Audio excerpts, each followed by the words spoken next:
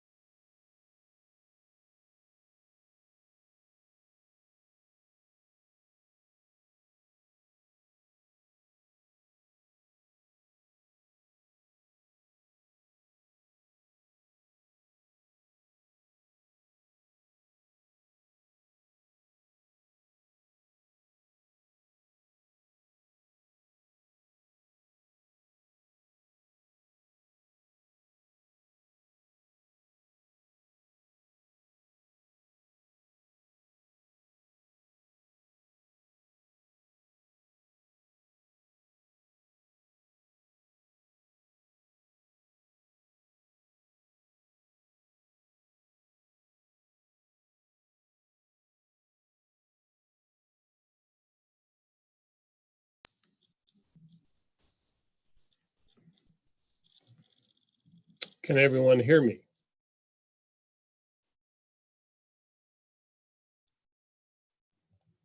I can.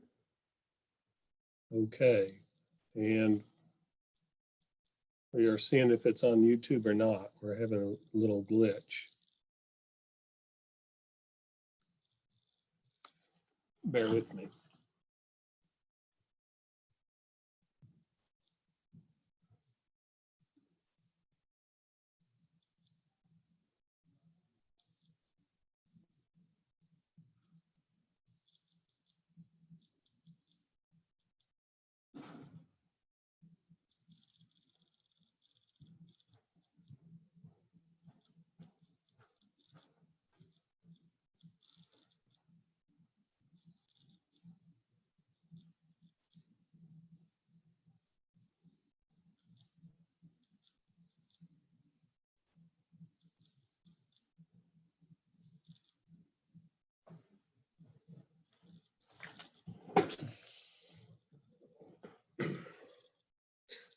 Bear with us. We're having a problem broadcasting to the YouTube channel, apparently.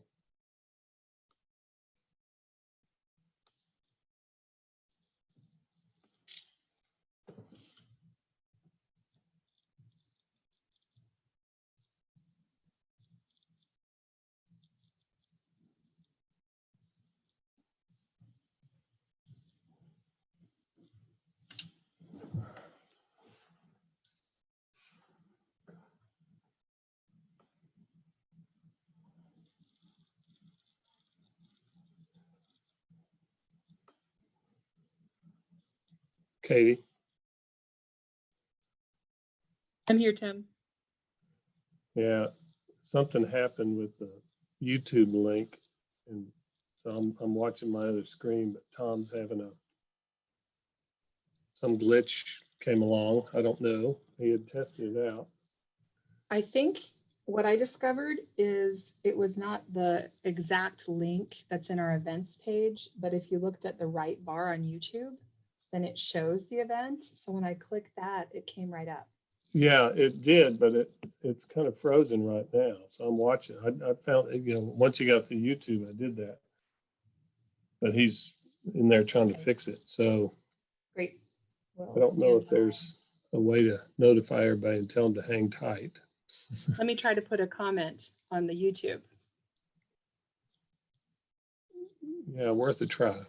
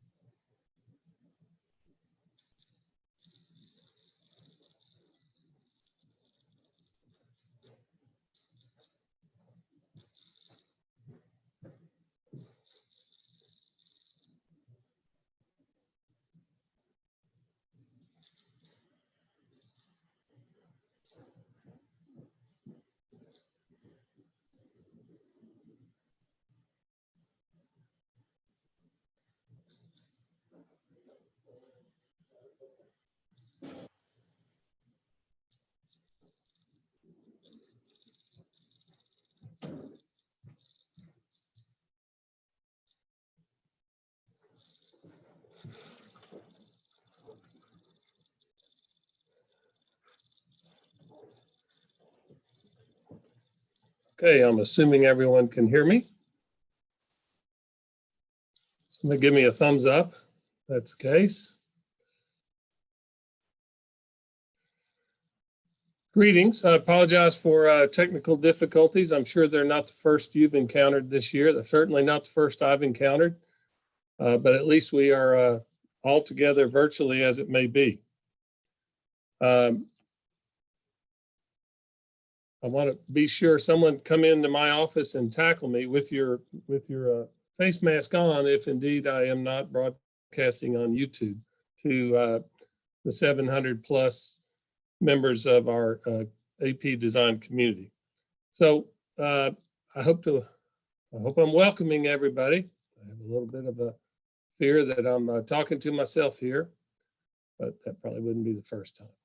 So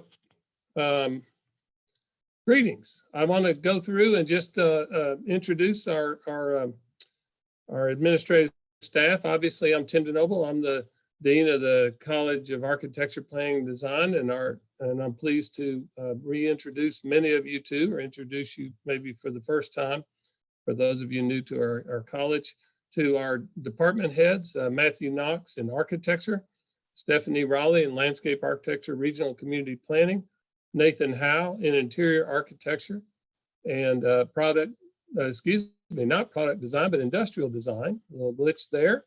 And Katie Kringer Page, Associate Dean and Associate Professor. She also serves as Associate Dean for Scholarship Creative Activity.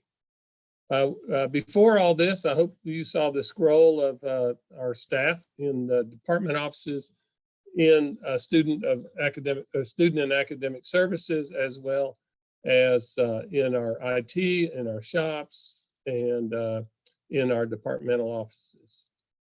So I also want to cover some of our other very important leaders.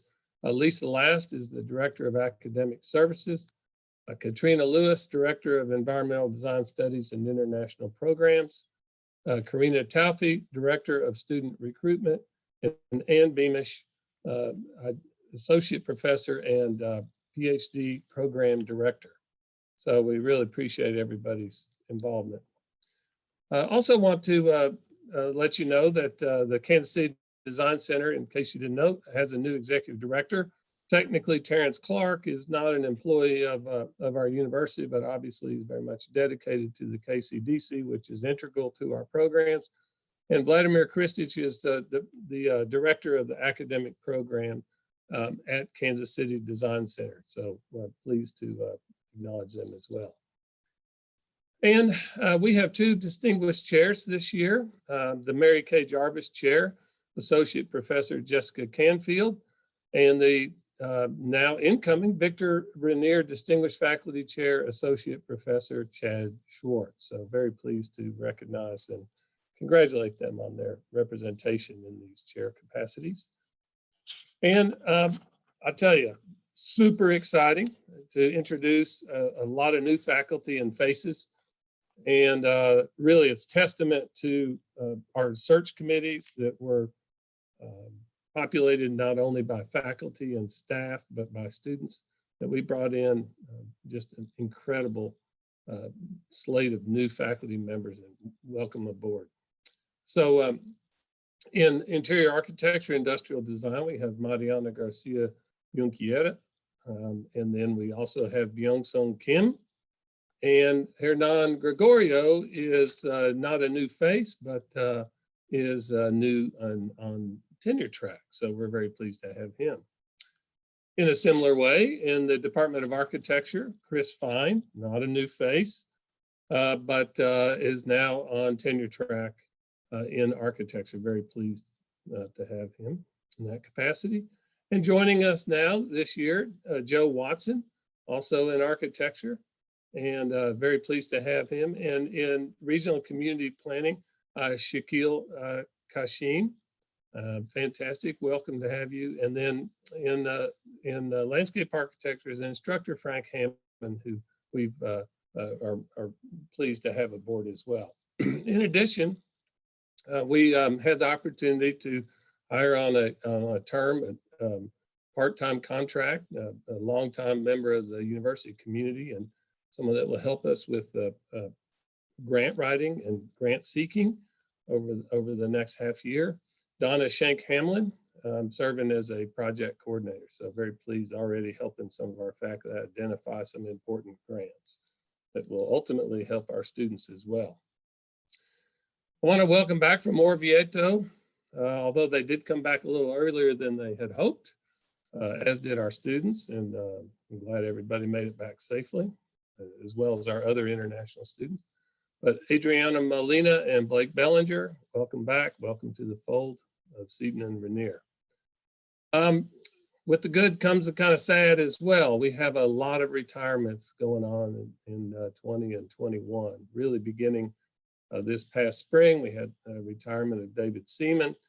And then in the course of this year, towards the end of this year, we have really a lot of faculty who are retiring and will have their last days as professors in Seton and become emeritus professors, including Mick Charney, Suzanne Siepel-Coates, Richard Hoag, and Ray Streeter. Skipped over Maxine Gansky.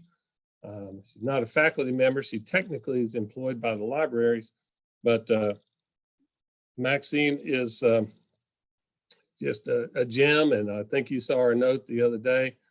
All these faculty are gems too, but Maxine's, you know how it is. The librarian's always one of our favorites, and she is going to be sorely missed. By the way, I'm pleased to announce that Maxine now has a very nice large kitty of development funds where she's going to be able to buy a significant amount of books. So she's been cataloging all your desires for books for a good while, and so we're going to be able to do those in her honor as she retires really first at September 2nd. Now, I don't have their pictures up here, but I think you all know who they are. I want to call out our custodial team, Dana McLean, Wanda Scott, longtime been with us, Cornelius Etheridge, and Robert Berthum, and their supervisor, Chris Mulison. These folks are a part of our community too. And quite frankly, they're what we would, the term used during this whole COVID crisis, they're frontline workers. They've been frontline workers every day in this amazing complex of ours.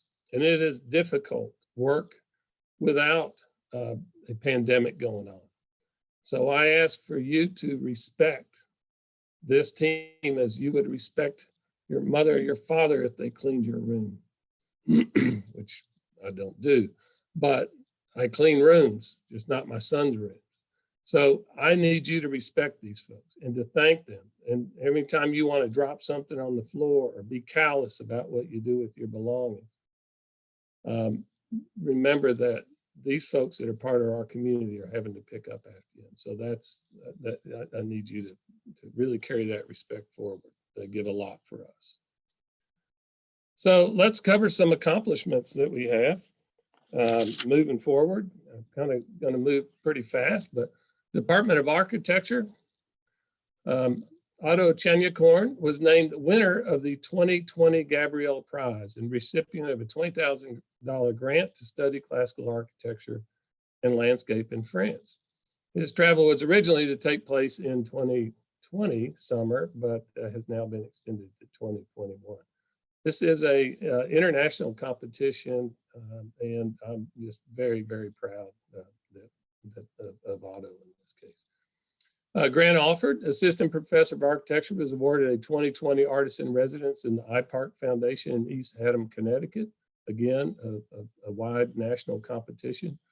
And sorry for the little slide over here on the next bullet, but the fifth year architecture studio led by Professor Wendy Ornelas was one of 5 selected nationally as winners of the Journal of the American Institute of Architects Studio Prize. So that's another national kudo for the department. Fantastic. Well, in interior architecture and industrial design, previously, for those of you who remember, interior architecture and product design, but now it's a name change. So there's that. And we have the new industrial design degree and curriculum accepted by the university. And also, by the way, students from Missouri are awarded in-state tuition for that design degree. So that's a very exciting news. And we already have a robust desire of students to be in that. Also, the winner of the, excuse me, the Steelcase Next competition, Chloe Cudney, fourth-year master student IAID, was named the winner of the 7th annual Next competition, sponsored by Steelcase. And we also had Reed Thornburg was a semifinalist. And you got to remember that these students were among over 1,000 students that participated, and 2 of the 5 finalists were students from IAID. That's impressive. And 2 projects, as you know, a lot of us work with Sloan Valve. I call them Sloan Valve Company, but they're Sloan. You'll see their name. It's ubiquitous in almost every restroom and water fountains and everywhere else. 2 of our projects from the previous year were picked up, one by Robin Fritz and the other Julia Wilson. And the projects are related to hand sanitizing and hands-free device in the restroom equipment.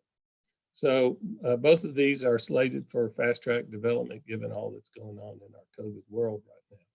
So hopefully with getting to the marketplace soon, and that benefits all of us.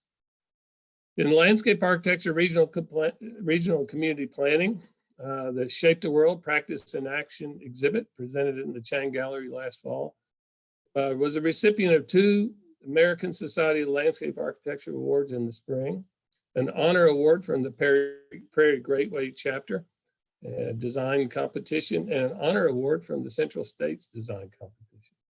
And the MLA students, Lisa Segrist and Madison Wolfkuhl, designed and installed the exhibit. I apologize if I butchered your names. The LARCP department social media team, Elsa Stoffel, Danielle Hodgson, and Abby Hubert won their second consecutive social media award in landscape architecture from Land 8. Continuing, MLA students James Ryan, Grant Pasowitz, and Caleb Parker won an honorable mention in the Asian Institute of Low Carbon Design International Student Design Competition with Dr. Kim as their studio instructor. They were the only team from the US to receive recognition. That's another amazing kudo in an international competition. And 3 MLA students were awarded grants from the K-State Graduate School Arts, Humanities, and Social Sciences Small Grant Program. Grace Mader, Madison Quinky, and Spencer Sanders. And you can see the titles of their work. Grace working with Dr. Kane, and Madison and Spencer working with Dr. Hadavi. Congratulations. Also, MRCP graduate Lindsay Logan received the ARCC King Medal for her thesis, The City of the Dead is a Place to Live, Unpacking Narratives About Tomb Communities. And Dr. Rishi served as a major professor. This is an award that goes every year to a student from our graduating class and is competed for by a representative student from each of our design and planning disciplines. And then MRCP students Amber Berg, Scott Hazelton, and Brennan Walter received the Dwight David Eisenhower Transportation Fellowships from the U.S. Department of Transportation. And the fellowships provided a total of over $40,000 in support for their study and research. And Dr. Newmark served as their mentor and major professor. Congratulations on all that. And then some really big news. Professor Stephanie Raleigh, department head of Landscape Architecture, Regional Community Planning, was named the Jot D. Carpenter Teaching Medal Award winner.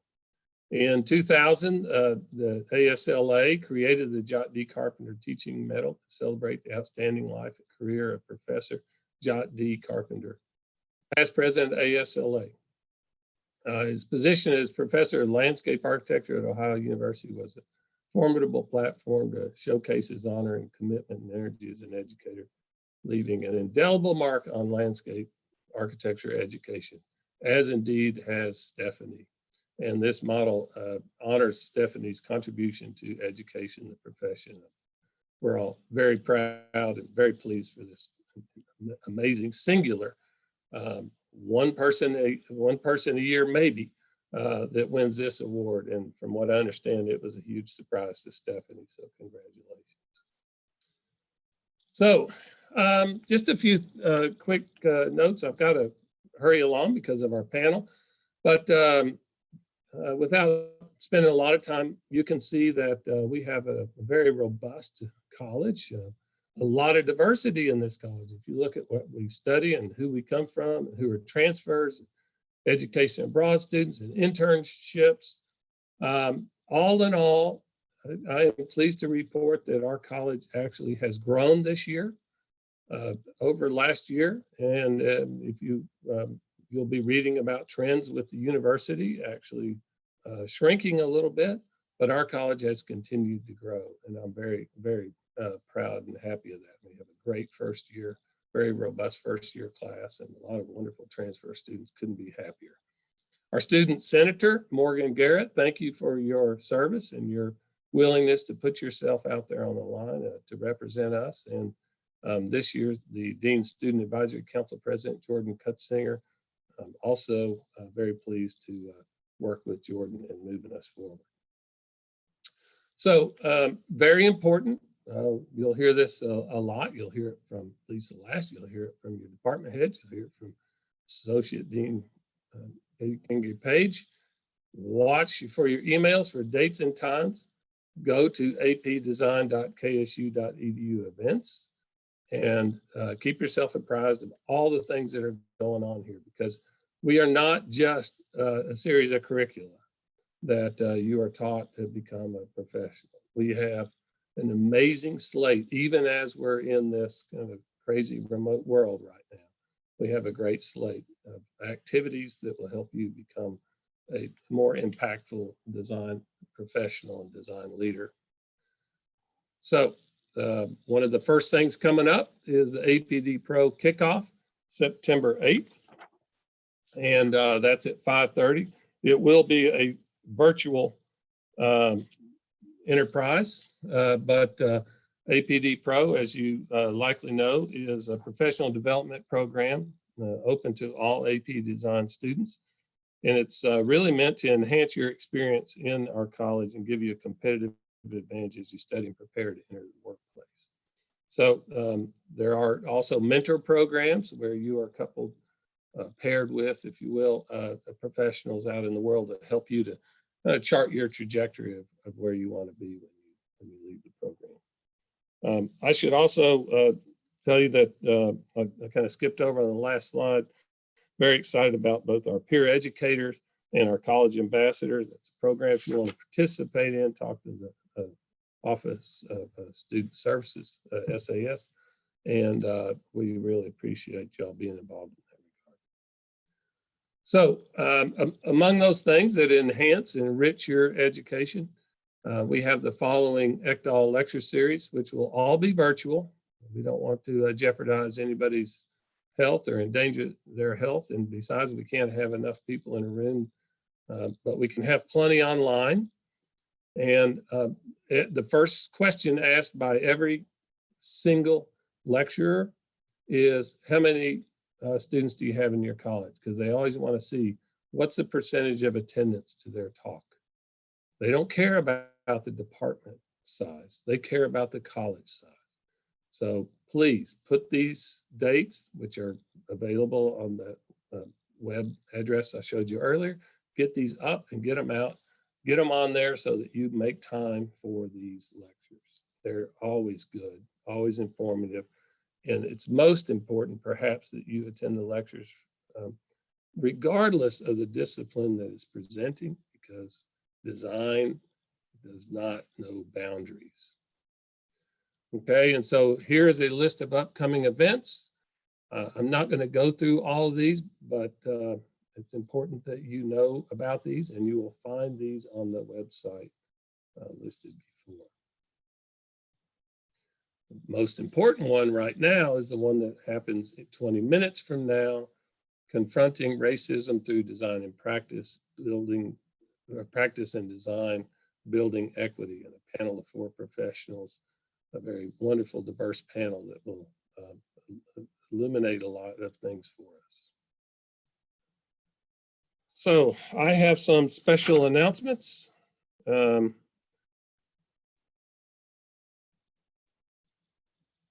First of all, K-State Libraries, the Weigel Library, you see that there'll be 54 hours a week that's open. We've changed slightly the opening times from the past because of some limitations we have on resources. And then Hale Library, I just went over and looked at the second floor. It's open. It's kind of vacuous in there because of the distancing concerns, but we still are using interlibrary loan until all books are back from the Hale collection, but our collection is still quite robust down below. And then I also want to talk about, sent some comments from Richard Thompson, the Fabrication Lab. So throughout the summer, the fabrication staff worked hard to update the lab building in preparation for this fall. They include newly designed upholstery lab that will much better suit the needs of our students. This was built almost entirely out of surplus and salvaged materials from the new building construction. They also built 30 new work benches in order to meet the high demands of workspace and be able to spread people out. They're built from salvaged materials from the demolition of the old Pierce Commons. So in the original construction of the space, the Douglas fir beams were repurposed and used in its construction. Now that material is in its third life, with decades of use to follow.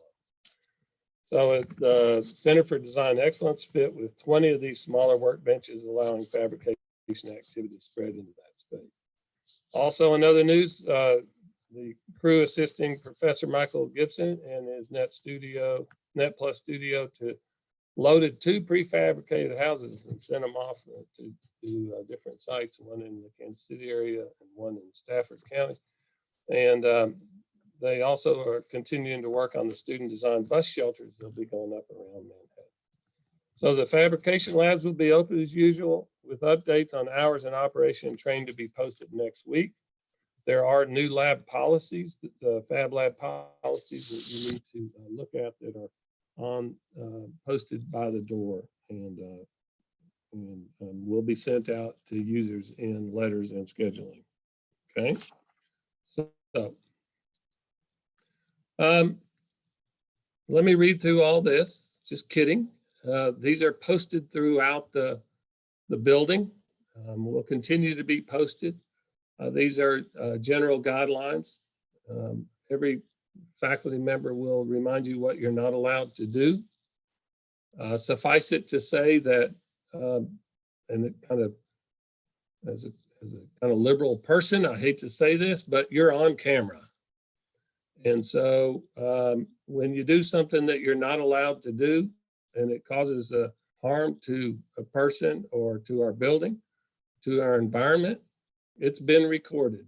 And unfortunately, there's no way out of that. So I ask you to follow these rules. I'm going to talk a little bit more about the community in a minute, but follow these rules relative to the building and to our safety in the building. A reminder that the OWL can have 50 people. We just got this approved, so it can be scheduled through Ann Cook. That would be the old Weigel Library at 3033 Seton.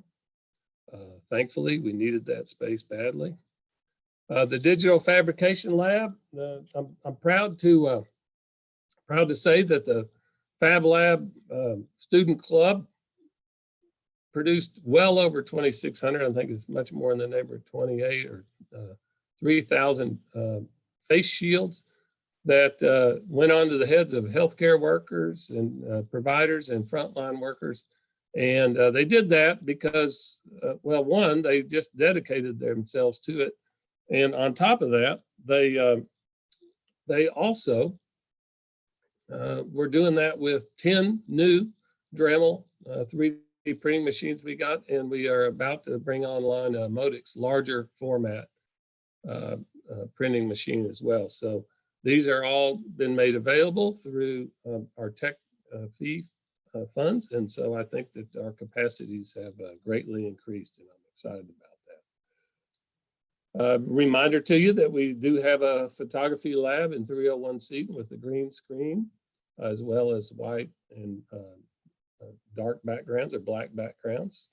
I had a little bit of fun dancing in front of one of those one day, and Matt Knox made videos of me being an idiot. Other things that you should know is that the principles of community are pasted all over this campus as well as here.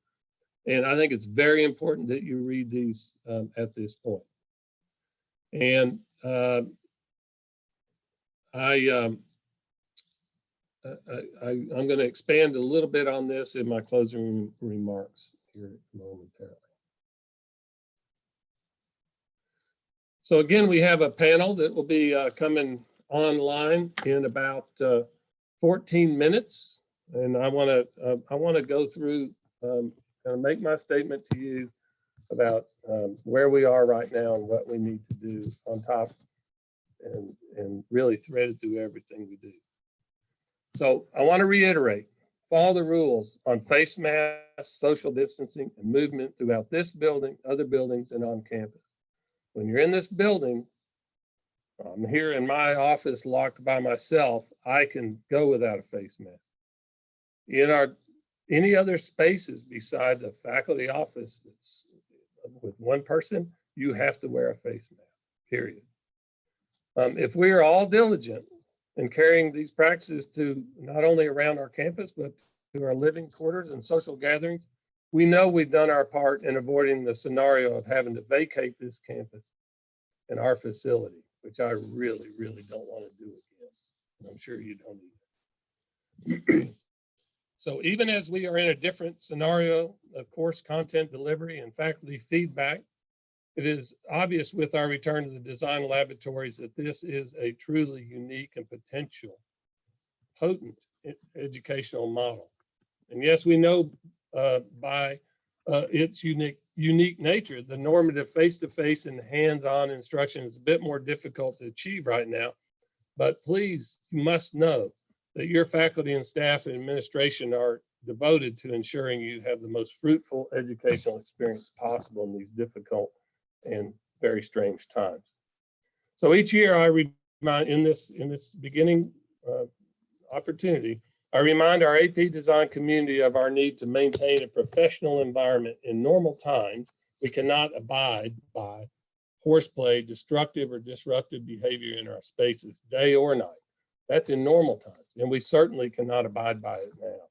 So let me remind you also that we had to push incredibly hard to be able to keep our building open to students 24/7.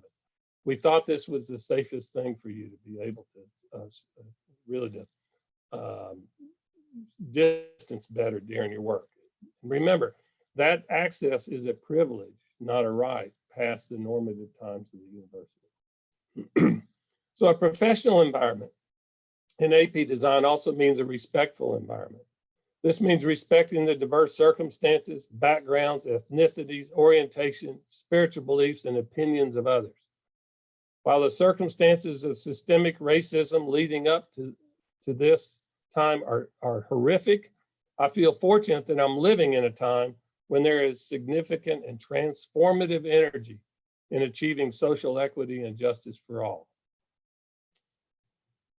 Each of you are studying to be a design or planning professional, and as such, you need to understand that your designs, almost assuredly executed through collaboration, have the potential to impact the full breadth of our culture on social justice and on equity. There's no room in this college or our professions for closed-mindedness.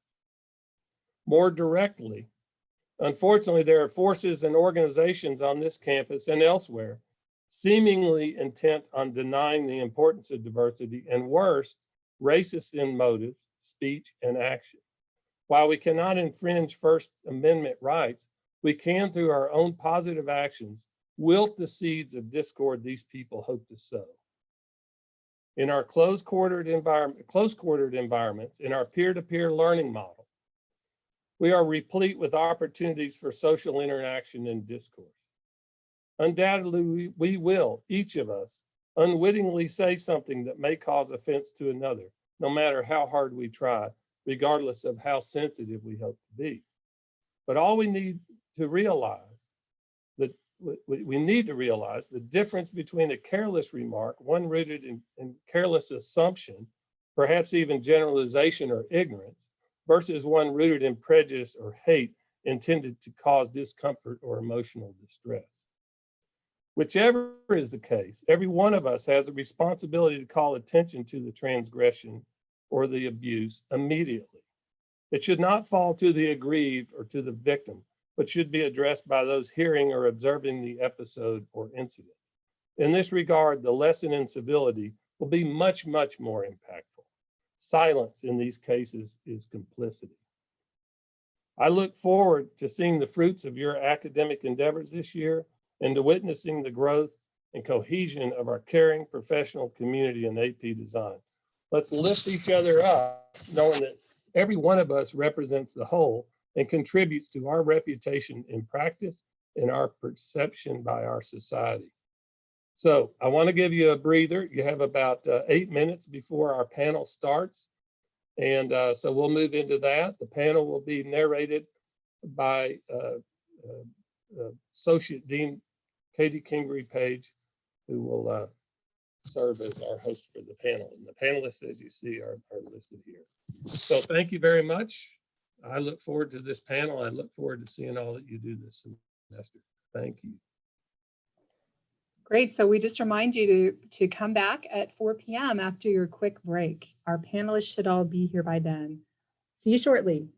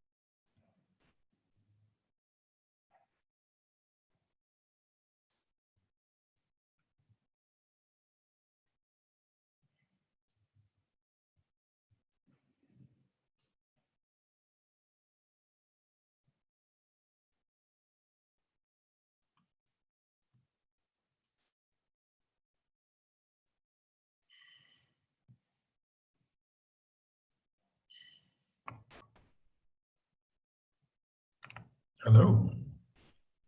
Oh, Hi, Stephen. Hi, Ted. hi. We are just taking a pause, waiting for all the panelists to arrive. So Yeah. if you wouldn't mind muting, and we should be ready to go once everyone's here.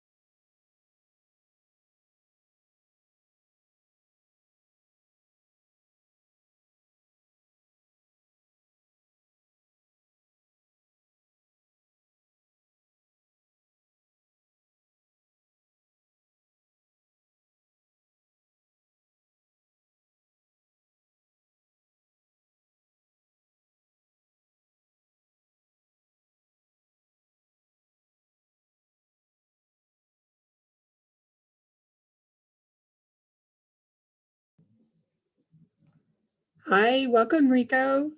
We are just waiting for our last panelist to arrive and we'll get started. Excellent. Hello, how are you? I was just calling you. I saw that. We're doing great and it's good to see you. We'll just wait one more moment. I think we'll have everyone here.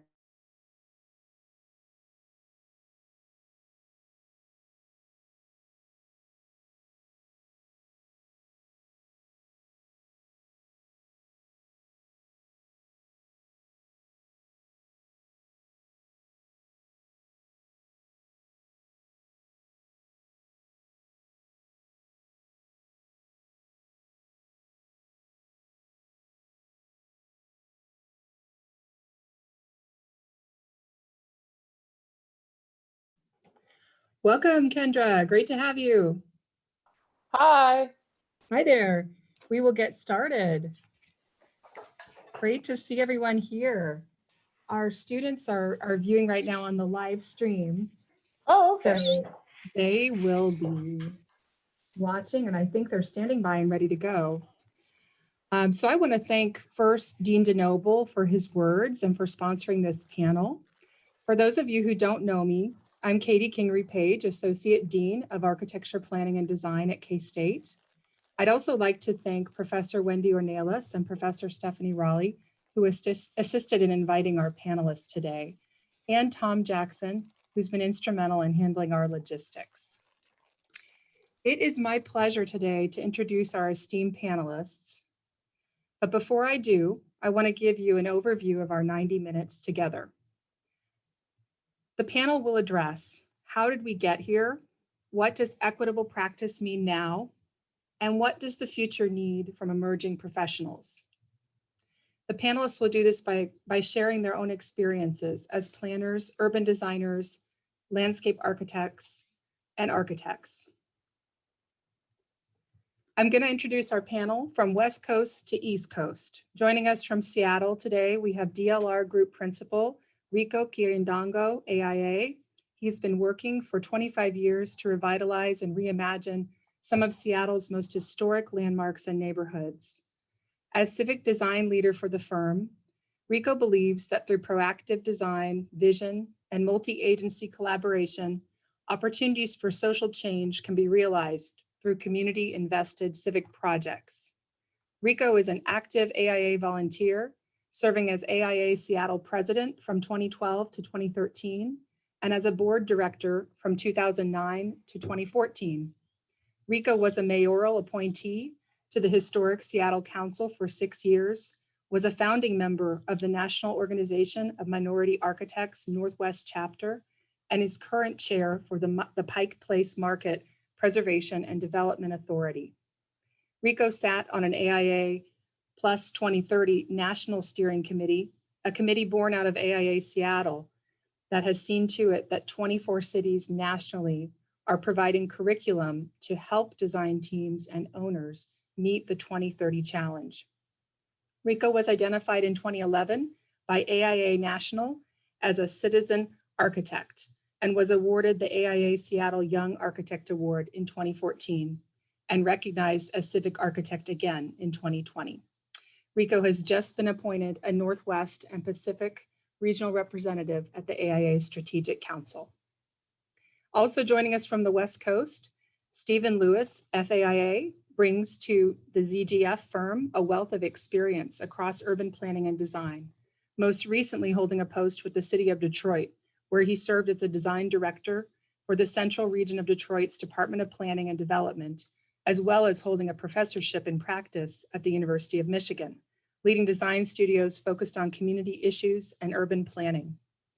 He was a founding partner of the firm Raw International in Los Angeles, where he helped build a successful design practice over a 20-year period and collaborated with ZGF on memorable projects, including the Exposition Park Master Plan and the California Science Center that made a real difference in the fabric of their communities. In 2004, Stephen accepted an invitation to join the U.S. General Services Administration's Office of the Chief Architect in Washington, D.C., where he served a 4-year term as project manager.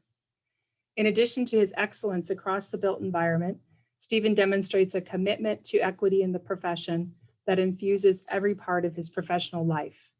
He was a Loeb Fellow at the Harvard Graduate School of Design for the 2006-07 academic year, where he focused on the issue of race within the profession of architecture.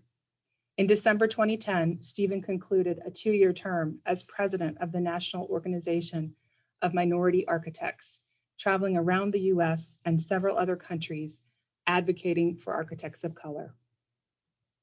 Also, I think joining us from the West Coast, is that correct, Ted? Is Ted Hyman, FAIA. As managing partner of ZGF, Ted Hyman plays a strategic role in developing and driving forward innovative solutions for important social and environmental issues, both within the firm and within the architectural community at large. Of note is his involvement in the American Institute of Architects Large Firm Roundtable, in which he is a leader on a task force dedicated to improving equity, diversity, and minority representation within the industry. Their most recent commitment, a partnership with NOMA, strives to combat racism and build greater access to opportunity in architecture. In his practice at ZGF, he has taken responsibility for many of the firm's most complex projects, encompassing a broad range of research facilities, hospitals, and civic buildings nationally, along with overseeing the firm's overall performance. Ted maintains a focus on sustainability and played a key role in a number of the greenest buildings in the country. We're glad to have you here, Ted. And now joining us from the East Coast, Kendra Hyson, ASLA. Kendra is a trained landscape architect and urban designer, working as a senior planner with the Maryland National Capital Park and Planning Commission. She is also the co-founder of the Urban Studio, a nonprofit design organization focused on advancing design thinking for equitable and sustainable urbanism. To date, the Urban Studio has piloted programs in Austin, Texas, Washington, DC, and Los Angeles that investigate how design, representation, and access through authentic engagement strategies can provide a way for communities of color to have greater influence over how their neighborhoods develop. Kendra's education, a wide array of experiences, and passion for youth engagement in design have shaped her collaborative approach to landscape architecture. She serves on the Chesapeake Bay Conservation Partnership Steering Committee, Landscape Architecture Foundation Emeritus Board Member, and a number of ASLA national committees. She holds a bachelor's degree in studio art from Spelman College and a Master of Landscape Architecture from the University of Arizona. Thank you all for being here. APDesign is honored to host you. I'm going to ask now, Tom, that you stop sharing the slide so we can let our panelists' faces take the fore. Here we are. Great. Welcome, everybody. I'm going to say a quick wave here to you as well, but then I'm going to turn my video back off so that I don't slow down our streaming. You all should stay on. So our first question today is about awareness and acknowledgement. We're living during a time in which awareness of the forces of racism and discrimination and the need for true social justice has reached a more mainstream base of consciousness than ever before. Our colleague here at K-State, social work professor, Dr. Lorenzo Lockett, has written that the first task for change is awareness. He says, we often will find what we're looking for, yet we cannot see what we choose to remain blind to. So I ask you, why are we here? And how did we get here within our professions? What do we as educators and as students who'll be planners and designers need to open our eyes to?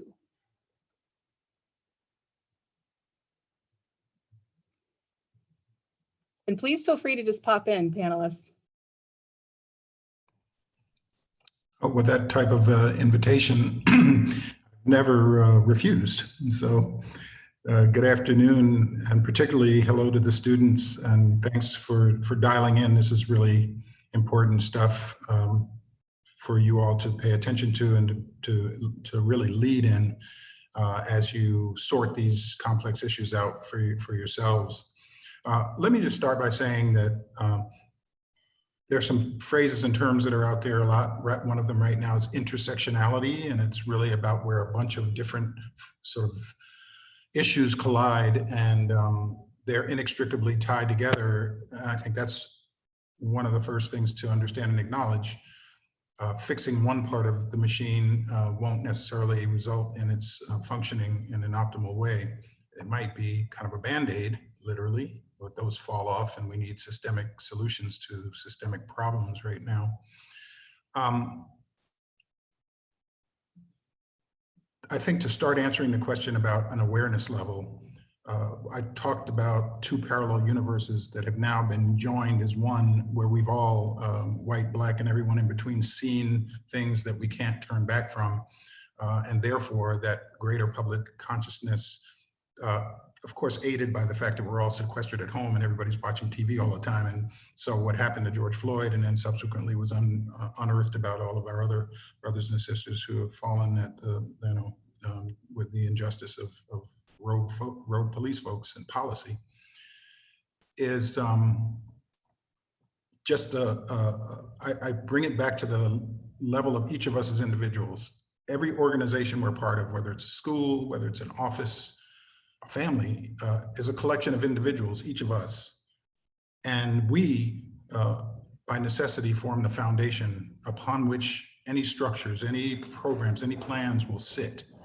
And for that foundation to be solid, we have to first address our own individual understandings, our own individual level of education about the other half of history that was never taught. And then what that does is engender a sense of understanding, maybe some surprise, but then ultimately compassion and empathy. Those are the building blocks of the kind of humanity that we have to create as this foundation. So I'll leave it there for now and pass it to whoever wants to jump in next. I'll go, only because Stephen and I have spent a lot of time together over the last couple of years. But, I took over managing the firm almost 6 years ago, and was just a really, excited architect before that with no training and all these other issues. And I think we all knew the issues of race, gender equality, all those issues were out there. I think what I didn't want to do, what my colleagues have never wanted to do, is have these really hard and somewhat painful conversations about them. And my initial conversations with Stephen were very uncomfortable, were very painful. I think even before that, the firm started a conversation. And it started off about gender equality. We had one woman partner in the firm at the time, and the women were no longer going to, tolerate that. And that quickly brought into a much broader conversation. And this is 5 years ago. And the results of the quality of the work, the quality of the conversation, the quality of the leadership, by having a more diverse group at the table for decisions about the firm and also on the projects, was so obvious so quickly that on one hand, it was a moral imperative, but more importantly, there's a very strong justification for why we needed to do this. And fast forward a couple of years, we had a large firm roundtable meeting, the LFRT, which is the largest 60 firms in the country. And we invite the deans. Tom was there. We invite deans every other year and a student to talk about issues. And the issues kind of got talked about every year and nothing happened. And we decided that year was going to be different and we were going to actually make changes. And again, it was a very uncomfortable conversation because there was, I think, 3 women in the room out of 60. There was not a single African-American in the room at the time, except for Stephen and some of the deans that came.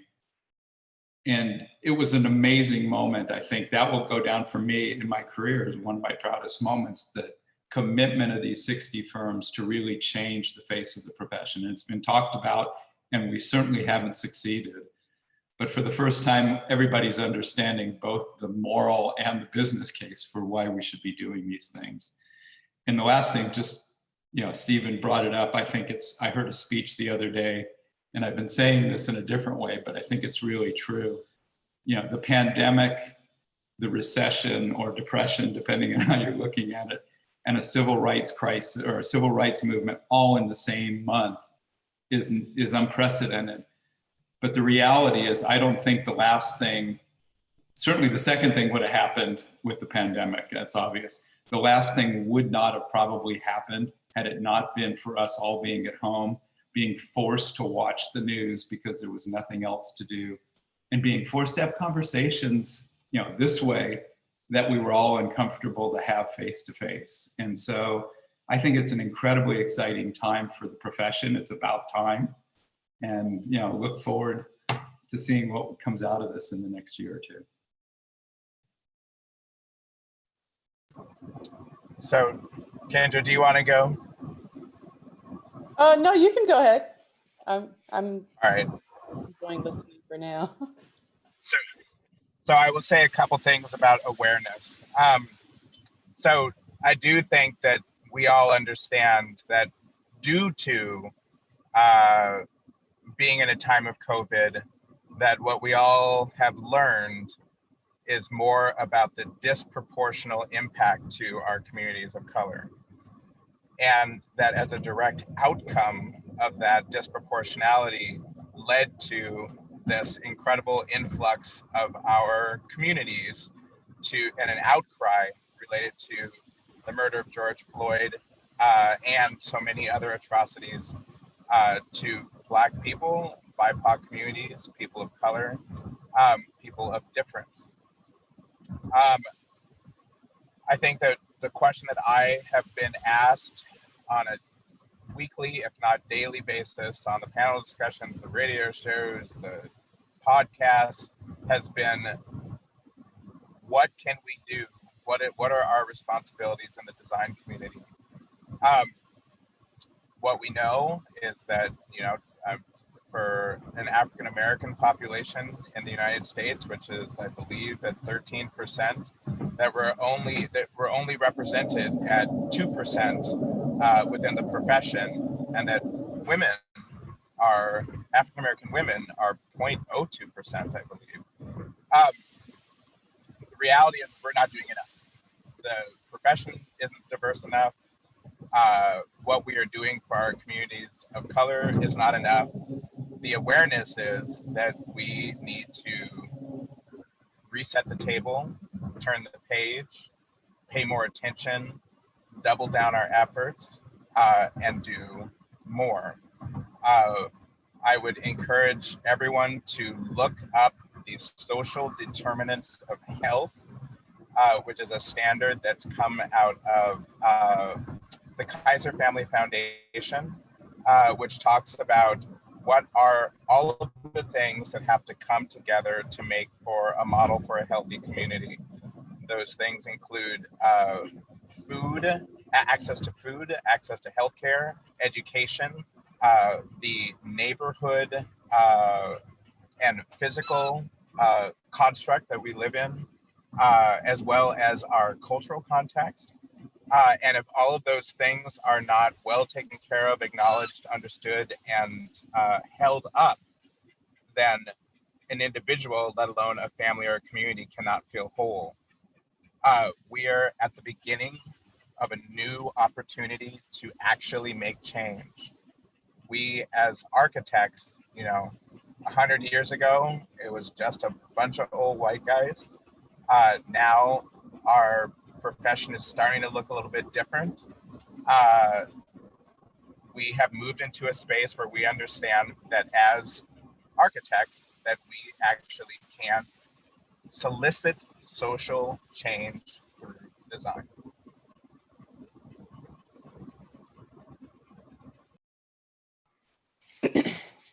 I guess that's my cue to jump in. I just want to thank everyone for allowing me to be here today. I appreciate all my colleagues and being able to talk with all the students who are present and listening. And I echo a lot of what my colleagues have already said. And the first thing that comes to mind when Katie asked this question, like, how did we get here, or why are we here? And the first question that comes to my mind again is, who is the we that we're talking about? Are we talking about society as a whole? Because that's a whole nother bag of worms. Or are we talking about designers? And I think designers reflect, are a microcosm of society at a whole. And the things that I see that how we got here is this level of complacency with how things have been done historically. There has been a huge push in this country of anti-Blackness for a long time.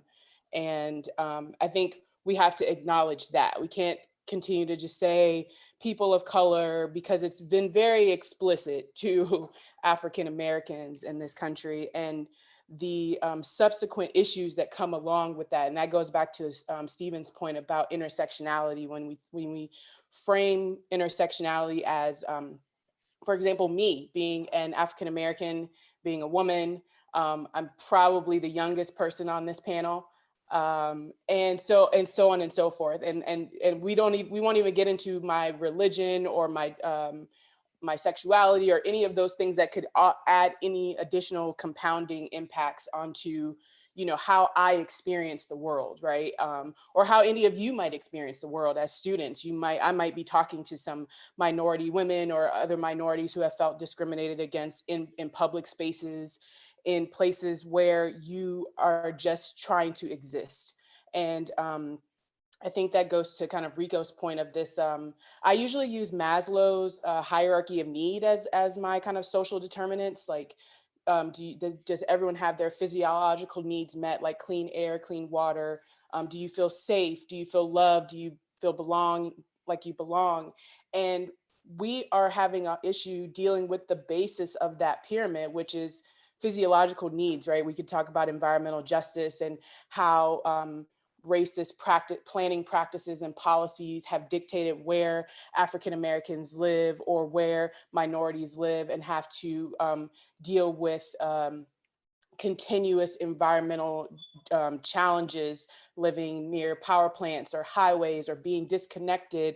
All of those things are by design. So when we talk through how did we get here, we talk about design. These systems of inequity were designed to keep a particular group away from the table and away from the conversation. And I think the work that we're all doing here now is trying to rectify that, trying to make sure that others have a seat at the table.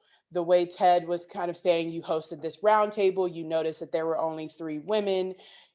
There were no Black people. That's people not having a seat at the table. And for me, I decided I was going to pull a Shirley Chisholm and bring a folding chair and show up to the table because it is just, and now it's been exacerbated just by our level of just being stationary, for one, and then just the massive amounts of knowledge and media that we have available to us at this moment. And I think that puts us in a precarious position, but a really fascinating position where, the internet is a level playing field in a sense. It provides information, and you can do with that information what you will. And so for me, it's about challenging designers to think through the larger systems that exist in the world that have either made you complacent and just kind of go along with the way things have been so far, or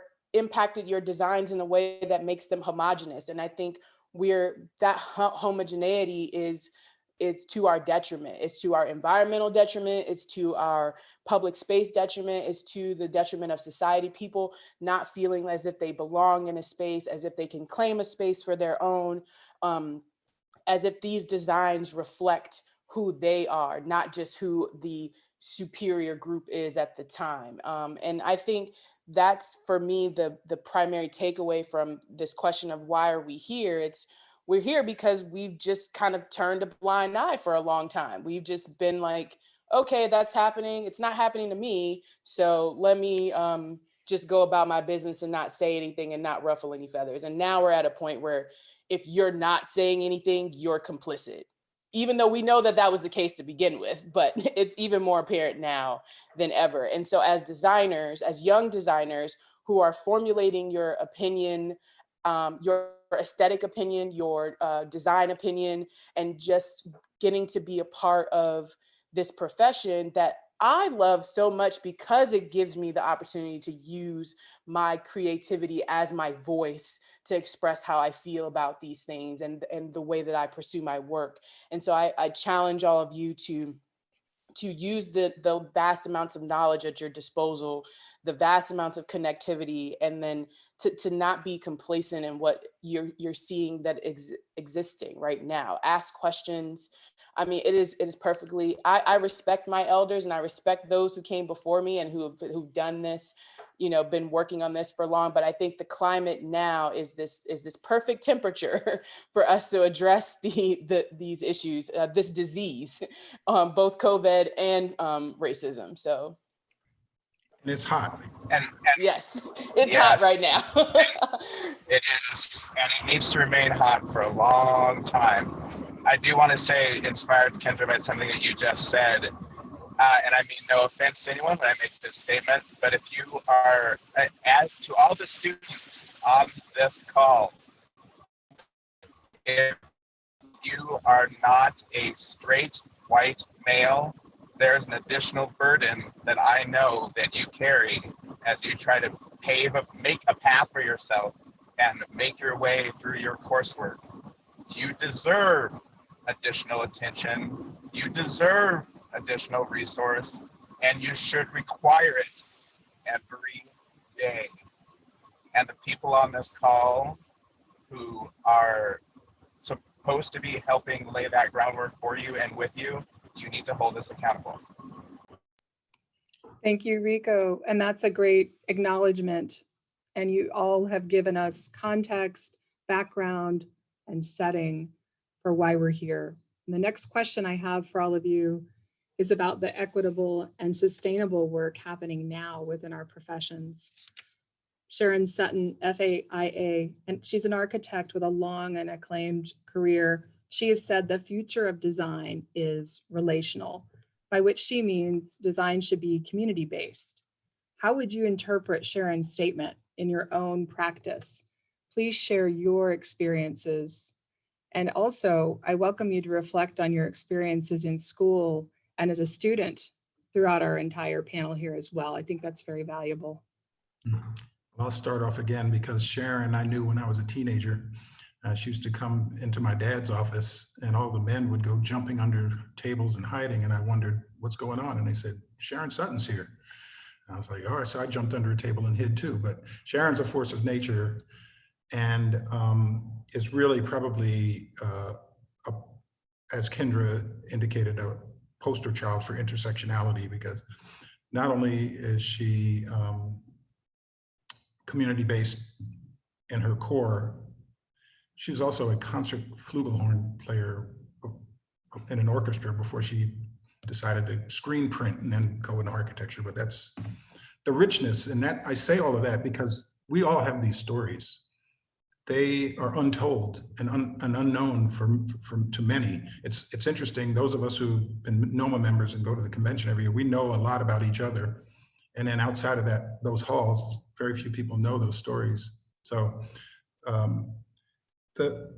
as this current moment relates to what we do, I think we often refer to ourselves as creative problem solvers, you know, the designers, right? And our inclination is to race to the front line of a problem and just apply whatever our processes are, and we're going to solve this thing. This one's a little different.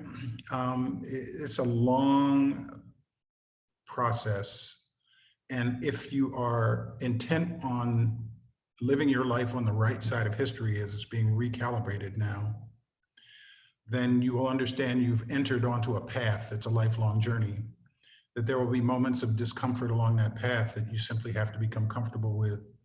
And you will, over time, build a resilience about confronting these truths and these facts, and you'll go looking for them because they will broaden the lens through which you and we all judge people and events.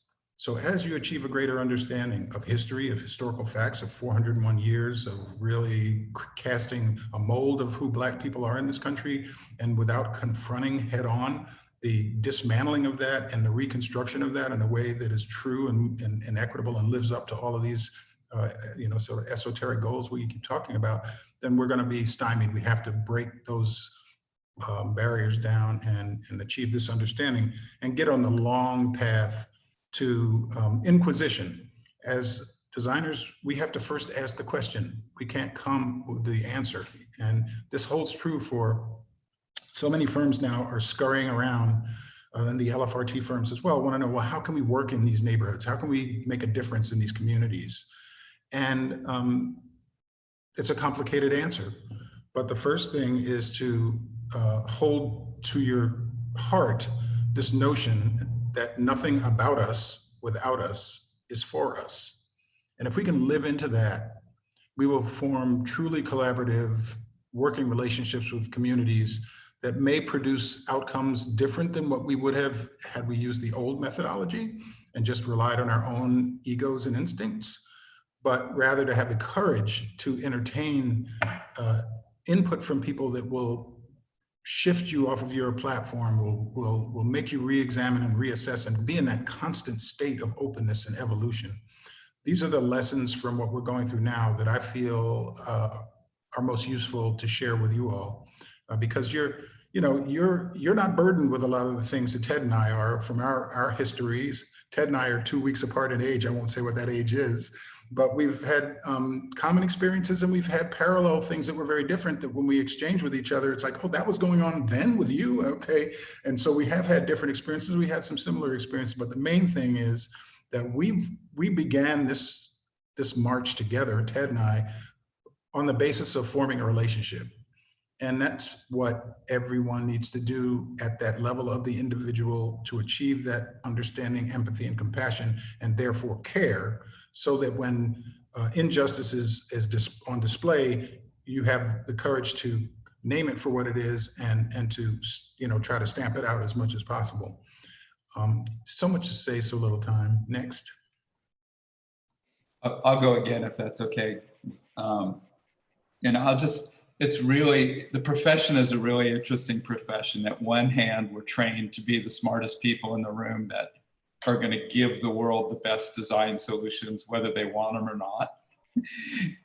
I think more recently, to what Kendra said, it rings really true. If I'm doing a hospital, I don't just go design a hospital. I go talk to the doctors, I talk to the nurses, I talk to the patients, I talk to the kids if it's a children's hospital.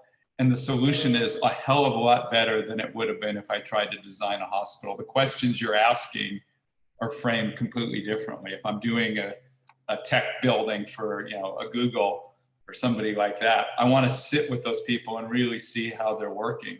We know that that's how you do good work.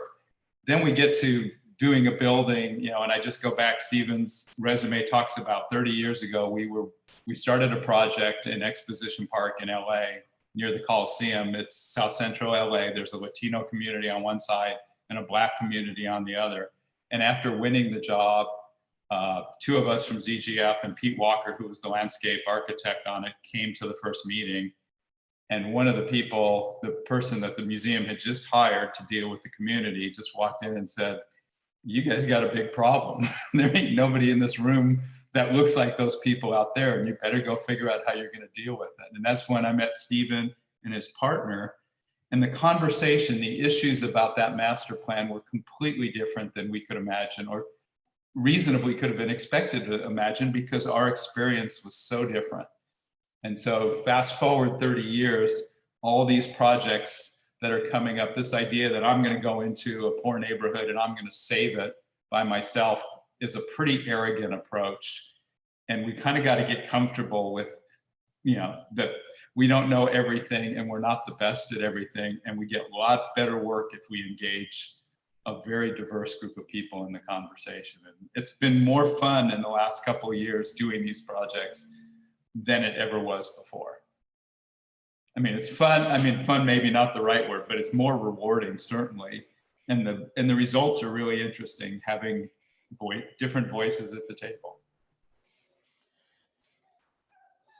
So I'd like to jump in, and apologies for my whining dog in the background. If you guys hear her, she decides she wants to go to the bathroom now. But I think this point of the future of design as relational, it made me think back, and when Katie asked if we could speak to our experiences in school as well as what we do in the profession. For me, all of those things are just interconnected. And it's really amazing to look back and reflect on how I got to this point, because it seemed like everything that seemed very random was very intentional in the path that I was placed on, or that I decided to take myself. And it takes me back to, I have a bachelor's of fine arts from Spelman College, and then my master's in landscape architecture from the University of Arizona. And those places are completely different, very different school experiences. Spelman is a all Black, historically Black college for all women in the South, in Atlanta, Georgia, in a very kind of dense, urban, and very neglected part of the city until recently. I heard they're gentrifying the West End now. And the University of Arizona, which is a predominantly white institution, much larger, much more resources. And to see, and it only had 4% African American and some Latino, but primarily white. And what those experiences did for me was opened up my eyes to what diversity actually is. And that diversity comes in a lot of forms, right? So I'm in this all women's college where you get there and, we're the cream of the crop. We all were class presidents and we did all these extracurricular activities, and we were, and so you get to this point where you're just like, wow, everyone is like me or has the same ambitions as me.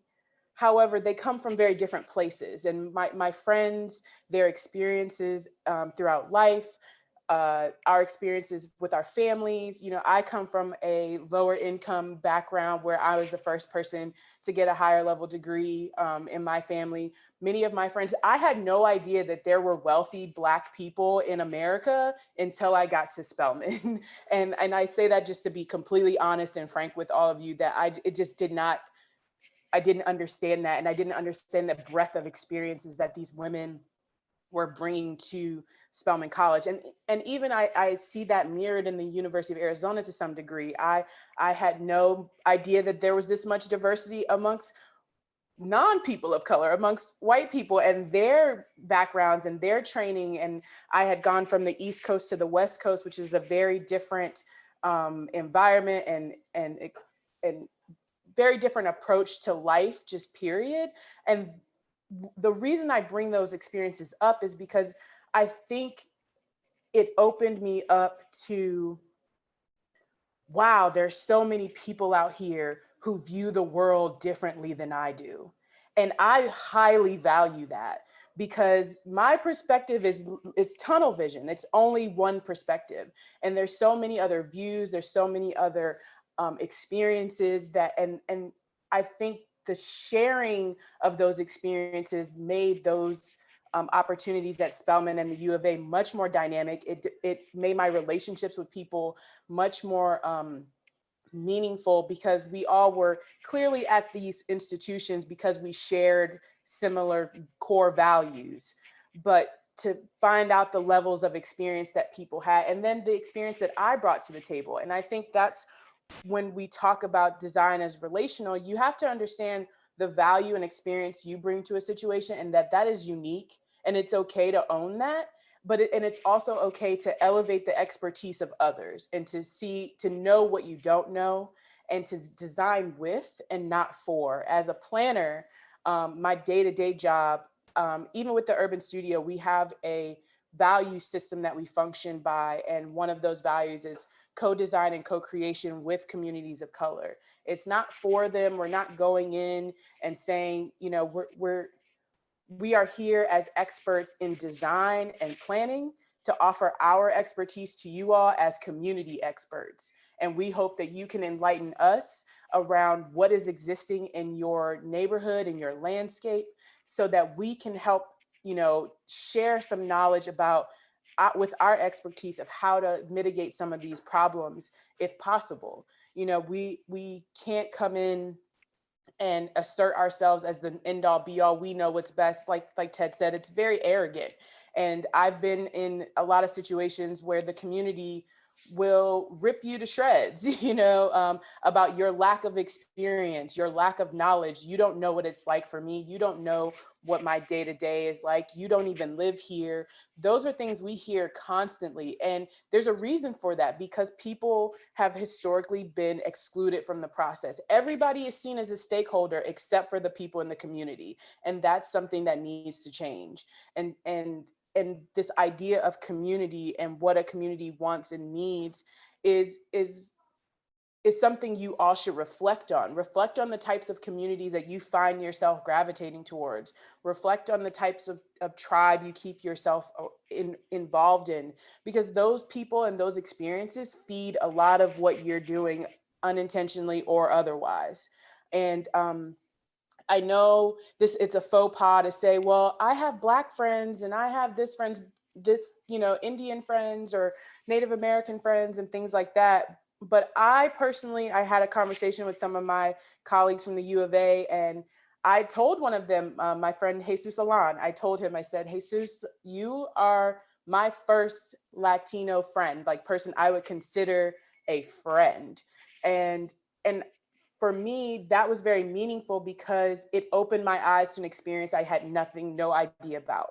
It opened my eyes to what the immigrant experience is like in the United States and what, this person has to go through just to become a citizen. And, I know they do great work as a designer and things like that. And hopefully this doesn't get back to him that I talked about him. Hopefully it's all positive, but I say that to say, embrace the differences amongst people that including in the design profession, and especially people who have an opposite opinion of you.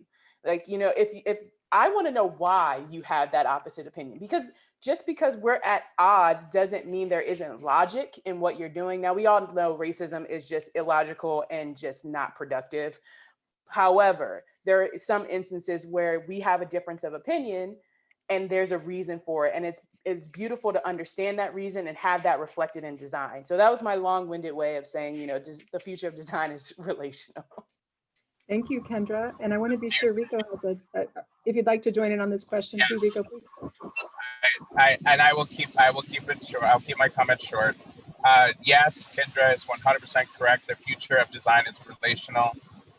Sharon Sutton, who is a mentor of mine and was an inspiration from when I was in graduate school many years ago. I would encourage all the students on this call to look Sharon Sutton up, look up her career, the work that she started in New York before going into education, and look at the studio work that she did both in the Midwest and then out here on the West Coast, and then what she's doing now. But going back to the future of design is relational. What she knew and what we know is that it's always been relational. And that I would say that as you all look at your project work in your studios, and as you think about what you will do as you move out into the profession, I would frame it this way. If the community is not at the table, if the people that are going to be impacted by the design that you're putting in place, if they are not integrated into the design process, then how can that design be successful? How can it be a reflection of the cultures that are a part of the place that you are in? How can they be relational to the people that you are intended to be serving? Stephen, you gotta. Stephen, I think you're on mute. Yeah. Can I just build on that real quick before we go to another question, which is the issue of trust in working with communities that have been disinvested, lied to, unfulfilled promises, watching prosperity emerge around them and being left out of it. Living with erasure, which is a huge issue. When the Federal Highways Administration got together as part of the urban renewal period, countless Black communities were erased by freeways. And they took the path of least resistance, which was obviously through the most disenfranchised communities, where they're able to do as much of what they wanted with as little resistance as possible. Investments in working with community before a pen comes out of pocket and hits the paper has to be through relationship building in those communities. And without a certain level of trust and respect, that also is a faulty foundation upon which to build a project and a process. So understanding that these communities, you say Black community, the Latinx community, you know, to Kendra's point, we are very granular. You will find within any cohort a bunch of different interpretations, and there'll be a bunch of arguments. But like when NOMA people get together and we argue, you know, then we like leave the room arm in arm and go get a drink, whatever. But it's important not to be afraid of conflict. To Kendra's point again, I want to know who's disagreeing with me and why. And I want to be able to have a respectful conversation, even if at the end of it, there's still disagreement. But I think it's helpful to engage. There's no more hiding from human engagement. To that point, Stephen, I'm just really quick. This idea that there are a lot of different granular experiences within one particular cohort is for me what highlights equity as one of the key factors that we need to incorporate into our design practice. Because yes, there are always, everyone in the room has a different perspective, has a different life experience, brings to the table something unique. However, as Rico said earlier, this level of intersectionality creates barriers for certain groups of people. There's a reason why there's a small percentage of African American and Latinx students in the design professions, in the planning professions. And it's not just because the professions have been exclusionary, but it's because of the steps necessary to get into those professions, to go to an undergraduate, get an undergraduate degree, to pay for that undergraduate degree, then to go get another degree on top of that, you know, and pay for that, and to be introduced to these experiences early on. And I think that's what the Urban Studio has sought out to do with a lot of our design immersion programs with young people, is to expose them to these professions, expose them to how decisions get made around how your community develops, so that they can understand and have better access to the playing field, essentially, to the table, or whatever you want to call it in theory. So I think that we should really highlight equity as well. Thank you. Thank you all. This is fantastic. I have just one concluding question before we move to some questions from our audience, from our students and other audience. And I'd like to suggest, Stephen, that you might take this question first, since I know you're going to need to leave for another engagement shortly. All of you here today, you're here with an audience of hundreds of future architects, planners, and designers, our students here at APDesign. What does the future need from emerging professionals? What is the one thing you want these future professionals to know that you haven't already said already? You've said a lot of great things they're going to take with them. What is the one thing they need to know about living into the values of diversity, equity, and inclusion as planners and designers? Is that all, Katie? Yeah, that's all. Let me try to frame it in a compressed, a conflated way, which is we've each fallen in love with this thing because something about the creative process is ignited within us, and we see ourselves as being able to participate in that and contribute to it.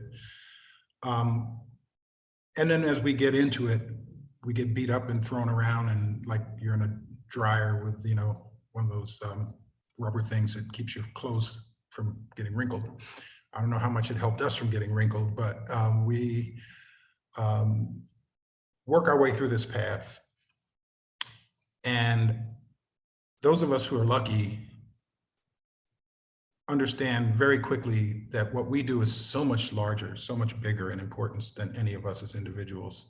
And that the decisions that we make with our stakeholders and with our colleagues are decisions that will result in something that will be potentially out there in the environment beyond our years. We will leave that behind. That becomes our legacy. And for me, the driver, why it's so important that we do, and we have a diverse group of people interpreting our cultures and representing them in the built environment, why that's so important is that 100 years from now, when people wonder, during the era of Trump, that was crazy. Who were these people in 2020? We will have left behind evidence of the best of who we are as a society, so that that question gets answered in the quality and the experience of what we've created that we leave behind for others to take note of. So I will pass it.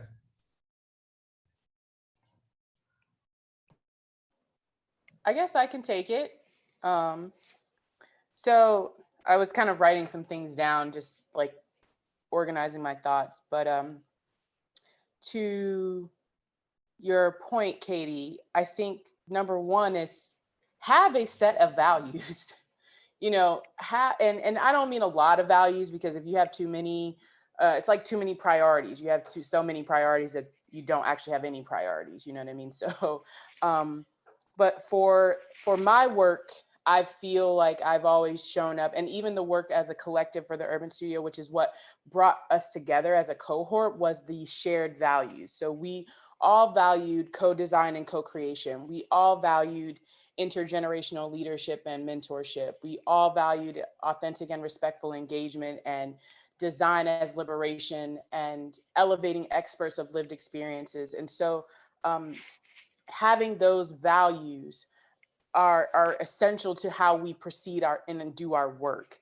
And so my charge to you is not to be afraid to embed these values in your design and your practice, and to start now with the work you're doing. I think when I was in grad school, I was my classmates could probably tell you I was really into community design. I was all about the community design. I ran the community design studio for a year while I was there. I was all about expanding the perspectives and opening our knowledge base. I also am a big proponent of knowing your history, knowing who has come before you, what has come before you, and how that has shaped the existing landscapes of design and your work.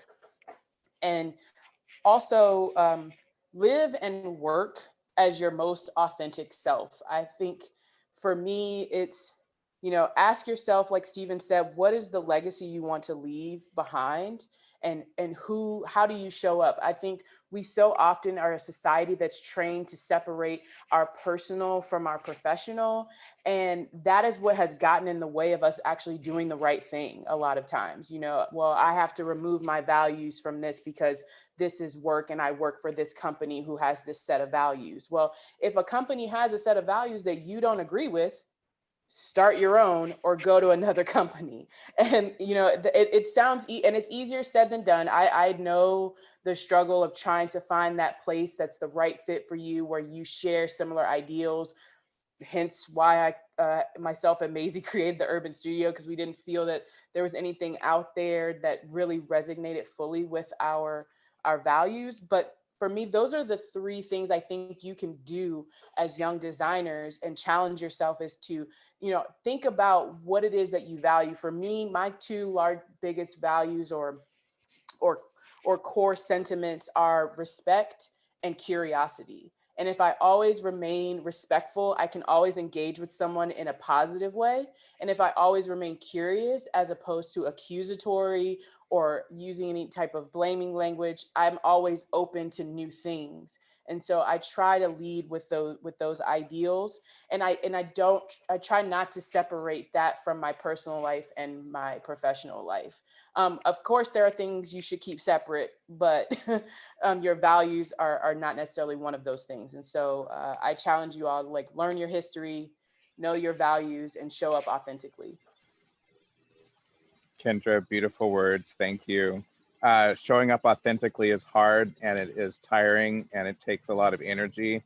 And so that's why acknowledging, you know, I guess a couple things, riffing on Kendra, what you just said. First and foremost, I would ask you all to be authentically your true selves. And I do understand that does require work and energy, and you deserve it, and it's hard to do. And so, you know, take the breaks you need to take, but then jump back in fully. And in that way, you can actually realize the full value and potential of the work that you are doing, not only today while you're in school, but that you then will take out into the world. I would also suggest that what we know is that the cohort, the class that you are in right now, as you look around the call at the other faces on the screen, and hopefully again sometime soon face to face in a classroom setting, you know, these are your people, and you all have a very different view of the world than the people that came before you, and your perspectives are needed and valued in this time. And we have a responsibility, you have a responsibility to see forth the social justice framework that I believe that you all strongly carry. I know that in my firm of DLR Group and our firm of 1,200 people, that it is the younger generation of intern architects and folks that are coming out straight out of school, that they know what the work is that we need to do, and that our job as an older generation is to give them the platform to lead and for us to support them in leadership. Not for you to lead alone without resource or without others that have been doing it for longer, but your perspective is the perspective that we need.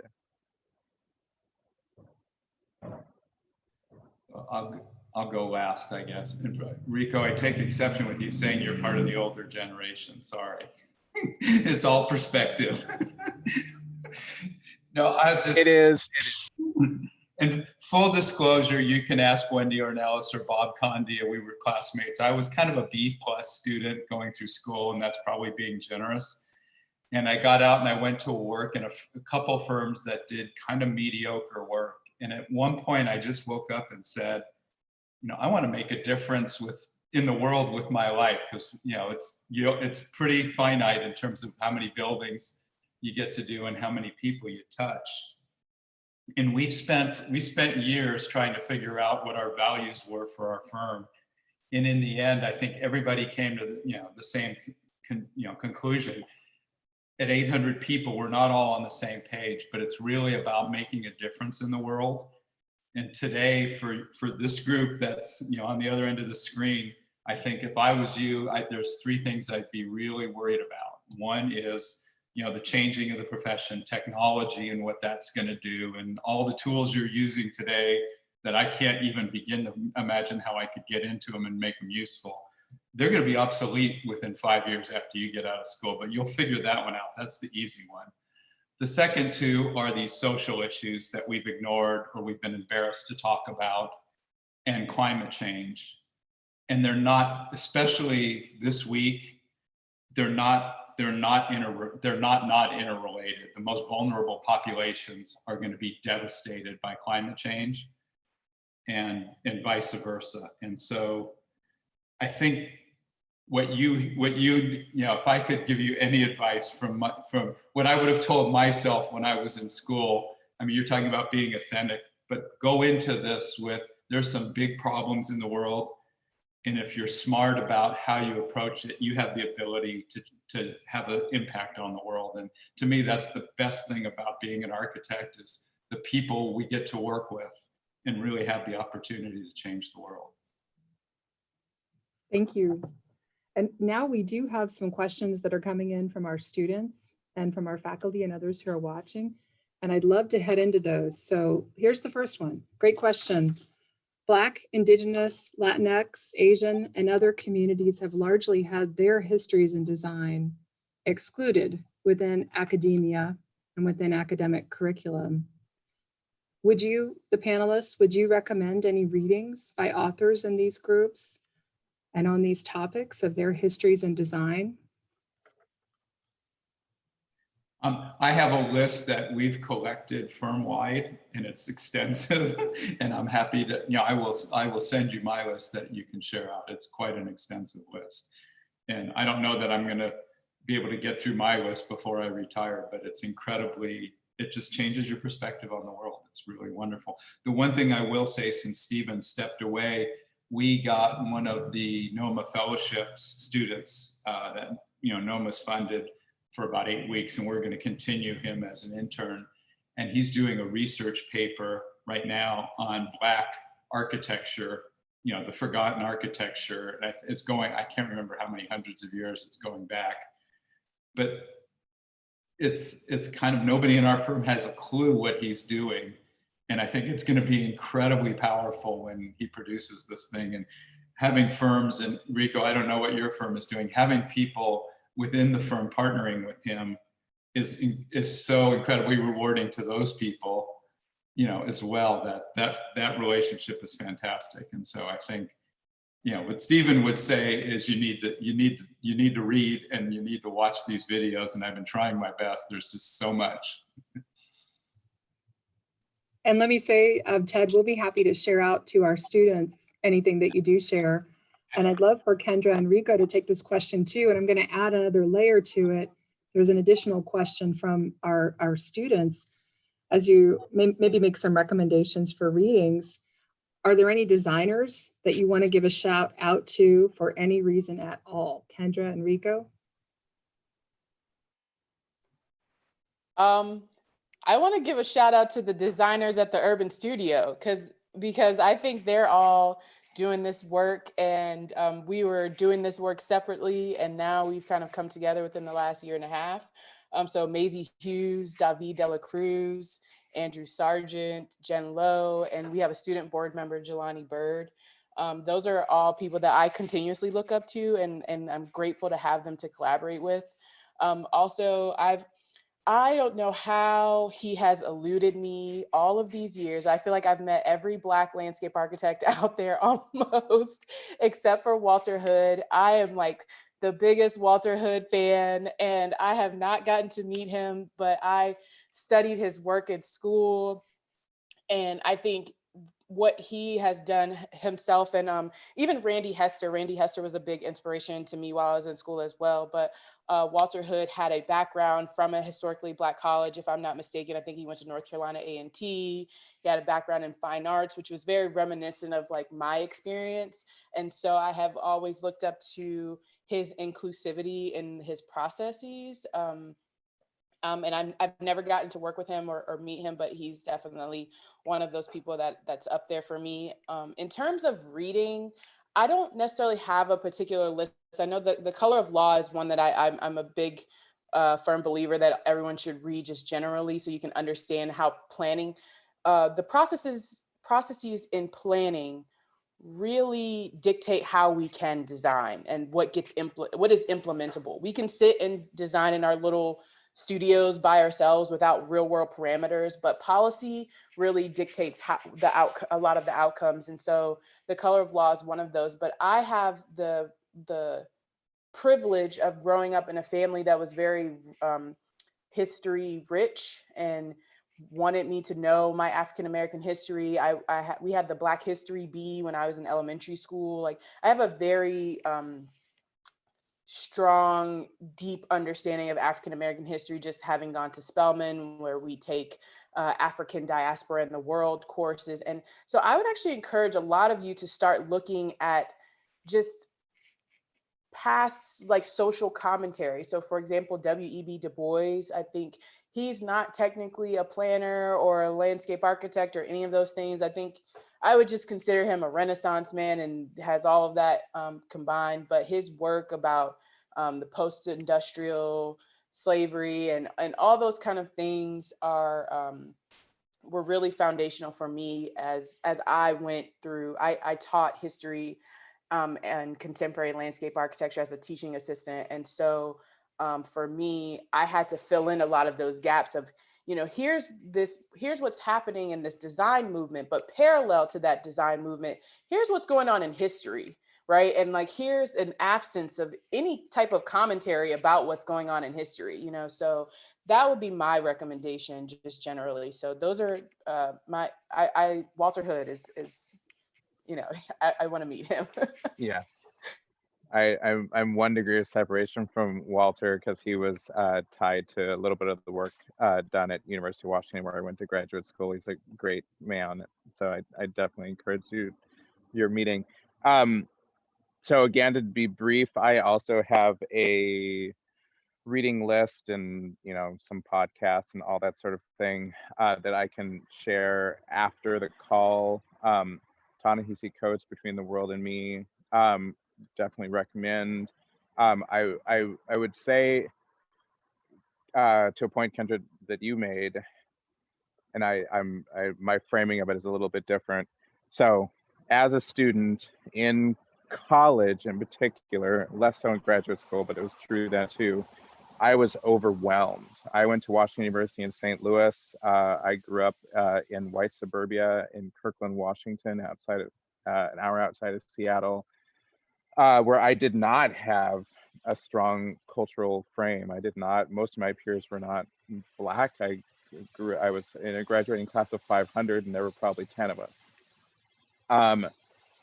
Going to Washington University in St. Louis, I had a cohort of Black peers, Black friends, and introduced to my own Puerto Rican peers. My father's from Puerto Rico.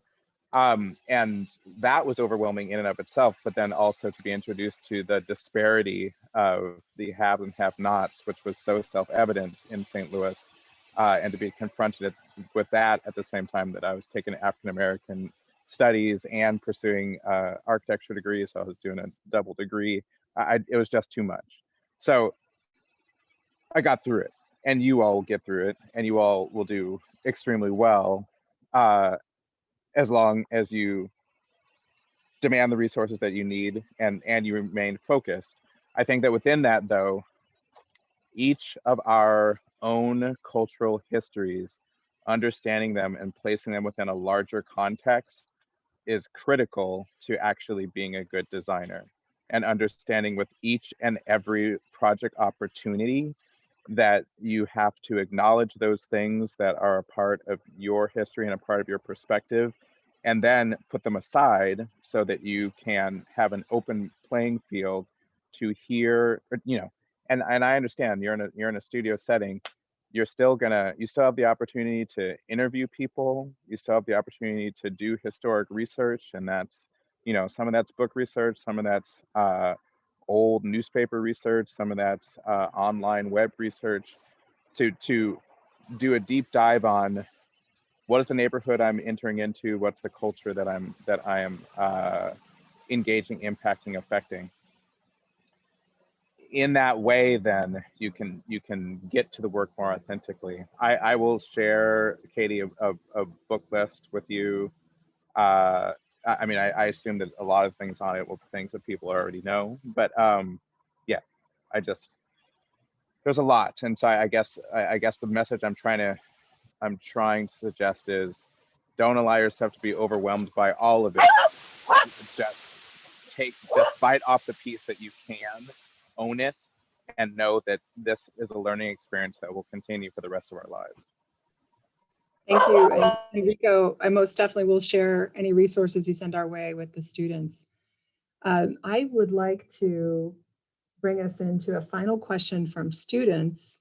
And I also realize that Ted will have to step off the call relatively soon, Ted. So please feel free to do that when the time is here. But here's the question.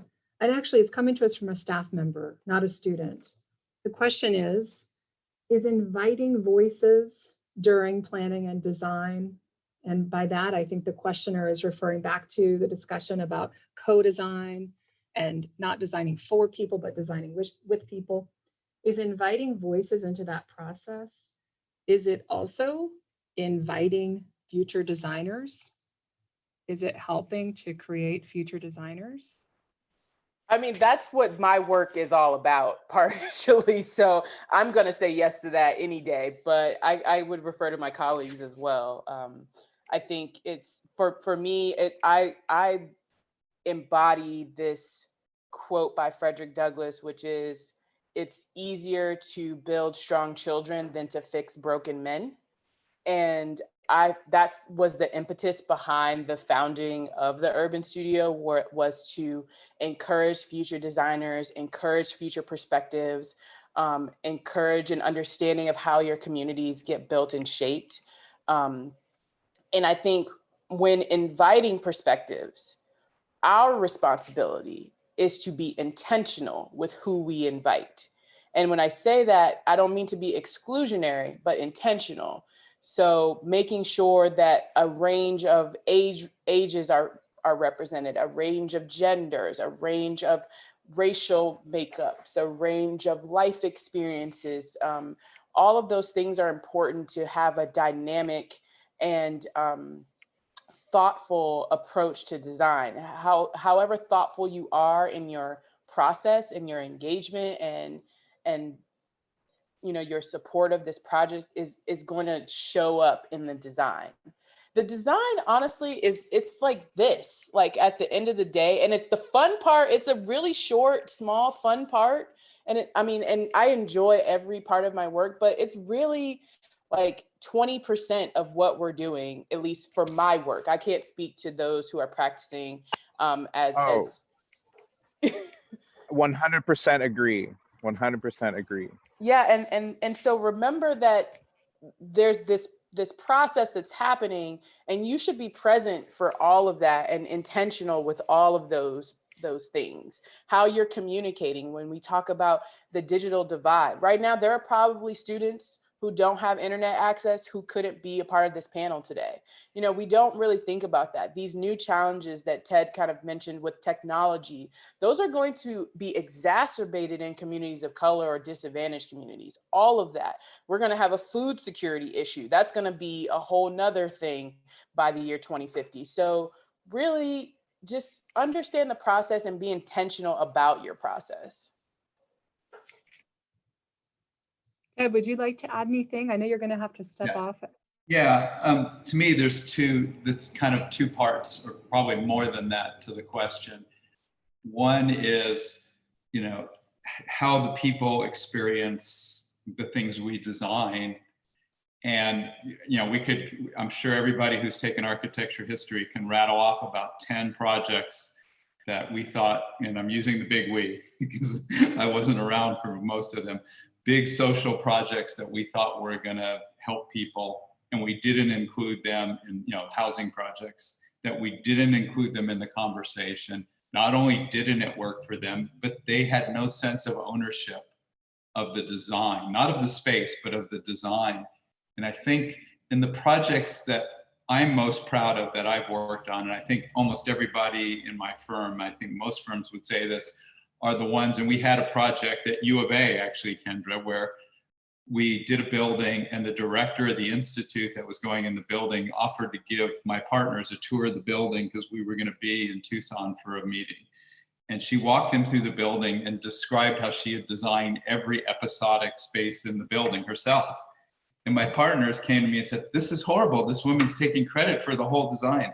I said, that's what architecture is about, is that people, if we're doing our job right, it's not our design at the end, unless it's our own house. And even then I would question it.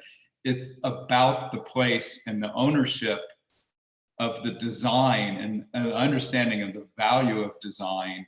And we've fallen really badly, in vulnerable communities. We just haven't engaged them. So I think that's important. The other side, and then I'll leave, or I'll be quiet.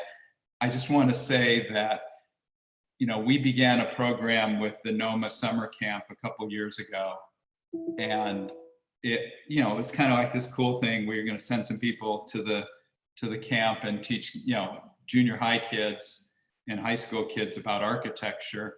And then we had somebody in our office had this great idea to invite 4 of them back to the office and for a week. And we let them shadow everybody. I actually made them go, they were sitting out in the lobby and I go, "What are you guys doing out here?" And they go, "Well, our mentors are getting ready for an interview. I said, well, go in there and sit in there and watch it and crit them on seeing how nervous we all get before an interview. And they did this whole thing. At the end of the week, we had our typical staff meeting, but we had these 4 kids and we allowed them to bring their parents to the staff meeting. And then we asked each of the kids, to say something. And the 4th kid was this kid who just seemed like he was kind of checked out during the whole thing. And he got up and he virtually changed our whole firm in about 5 minutes. I mean, literally has changed the focus of the firm. And he started off by saying, he went to the NOMA conference after that. He was in, I think, 8th grade at the time. He got up and he said, I've always wanted to be an architect, but after the summer camp, and now especially after this week, I don't want to be an architect anymore. And we're kind of like, oh shit. He goes, I just want to work in this firm because these people have changed my life. And to me, that's, it's so incredibly rewarding to see that. And we sent him to the conference with his mother instead of 2 of our people who were supposed to go. They just said, hey, we'd rather send him and his mother to this conference, and changed some kid's life. And I can't tell you how rewarding. I would trade that over a really cool building any day. And so that's part of what this is all about. And I think, it's made my life feel a whole hell of a lot richer reaching into those kids. Those are the future. Thank you. Thank you. This is going to be. Go ahead. Katie, I'm sorry. This is gonna be seem totally random, but 2 things for students on the call to add to their list. I would look up the Prove It I Go myth and understanding the Black Lives Matter movement through Prove It I Go. Those are 2 different references. But Prove It I Go. I mean, Ted, I'm picking up on a conversation you were just having. Housing. There was a big idea about how we thought we were going to solve everyone's life through these horrible housing blocks. And this is a story about how it failed and how it horribly affected hundreds of thousands of lives. And it really gives some good historical context. In every city too, right? Yeah, right. Yes, of course. Okay. Thanks for that. And Ted, we know you have to sign off. We want to thank you. And also we thank Steve Lewis, who's already signed off. And you've already we're so glad to have you. And Ted, you've already preempted our next question from the crowd. So it's a perfect time to slip away, but bye. Thank you, Ted. That question is from a student, and the student shows that they understand the importance of diversity, equity, and inclusion from a social perspective. But they're curious to hear from each of you what having a relational practice, how it makes you a better designer, how it improves the things that you do. And I think you've alluded to this, both of you, Kendra and Rico. I'm wondering if you want to share any specific examples.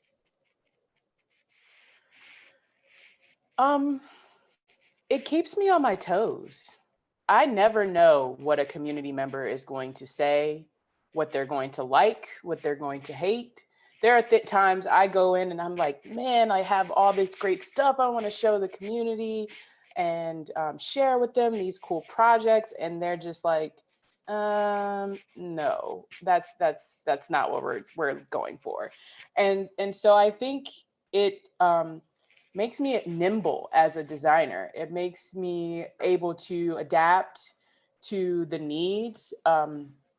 It helps with my analysis skills, your general relation skills. I think for me, building relationships, not just with the community, but with everyone that I try to come in contact with is very important to me, because relationships is how I got to where I am. And people say a lot of times it's not what you know, it's who you know. And I can kind of commiserate with Ted in the sense that, I was a B student. I got A's in grad school because I tried harder. When I was in high school, I didn't have to try as hard. So, I kind of coasted along with the B's and maintaining my work-life balance. But once I got into something that I was really interested in, I really started to do a deep dive in how I can be better, how I can show up better. And I just feel like as a designer, you're constantly learning new things from the community, learning new things from the people you work around. And for me, the relationships that I've built with professors, with professionals, with colleagues, so that I primarily building those relationships out of curiosity. I want to know more about what you're doing. I want to know how you're doing it. I want to know why you're doing it. And that inspires me right on a daily to just, like I sit here and gush about Walter Hood because I don't even know what I would say to him on a call. Like, because I'm so enthralled by all that he's accomplished and what he's doing and how he just decided to pave this way. And it encouraged me to just pave a way as well.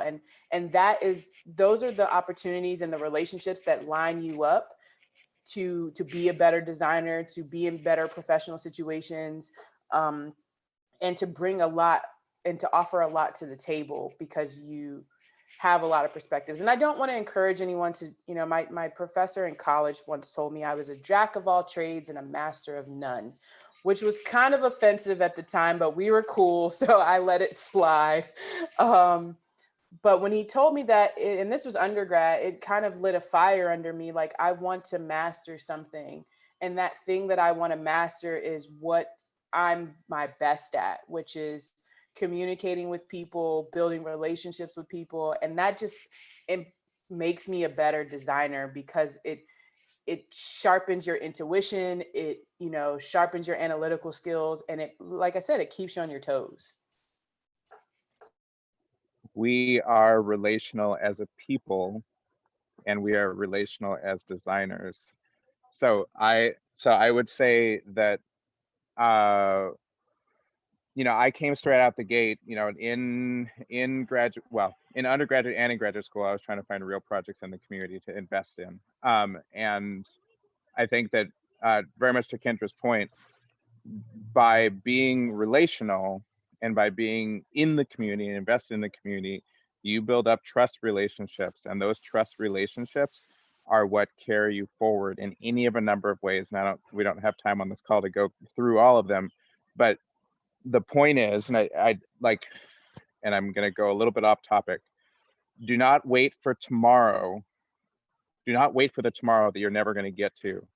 What you want to do, you need to do it now. You have the agency to do it now. Right? For me, what that meant was me talking. I had an urban planning professor as my thesis chair in architecture. I did that because looking at the broad view and then bringing it down to the scale of a site was of critical importance. What's going on in the neighborhood, and then how do I respect that when I'm doing an individual site? And understanding that as the context, I wanted to find a project in the community, something real that was going on. What I would say to all of you is, invest now in building the relationships that will carry you to your next stage. And by Kendra and I doing the work that we do in the communities that we want to affect and change and be a part of, we build trust relationships. And we start doing that before we're getting paid to do work. I show up to that civic meeting, I volunteer for that board, I write a grant for the not-for-profit that I'm volunteering my time for. In those ways, I spend time with the people that I want to, in the communities that I want to be a part of. They get to know me, I get to know them, I get to know what they care about, they get to know what I'm good at and what they can rely on me for. And out of that comes a relationship of trust that then becomes a architect-client relationship somewhere down the road. That's not the point. The point is just to live my life authentically, and that architecture tools that I can bring to help solicit change. I would say for all of you, be looking for those opportunities. People, we want to mentor, we want to help get you to your next stage in life. Call on us to do that, and then let us know what you care about. Let us know what you're bringing to the table. Let us know what you want to do, and exhibit by doing. Thank you, Rico. I second that.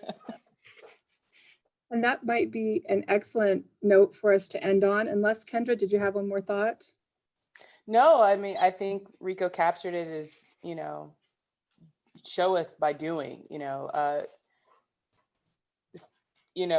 I went out and sought all these relationships in many ways. I did the groundwork that Rico's talking about, to the point where my mom was like, "Are you getting paid for this?"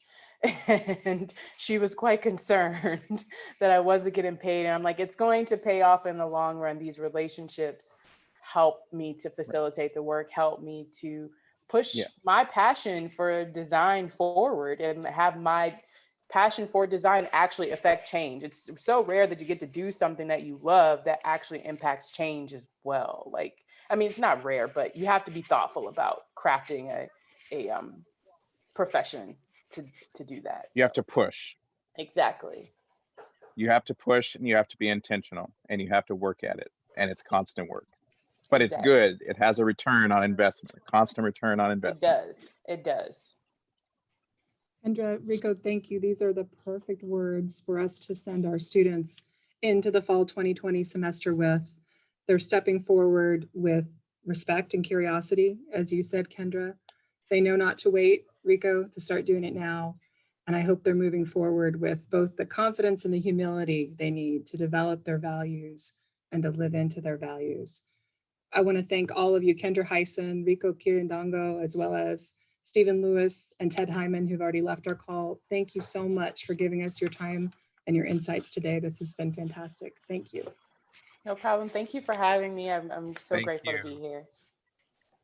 Yes, really good conversation. Thank you so much for assembling this panel. And good luck to all of the students, all of you. It's a long and hard path, but it is extremely rewarding. Yeah, and you guys are, in uncharted territory with this. I don't know if it's virtual start or in person or whatever the situation is for 2020, but remain optimistic and good luck. Bye. Thanks so much.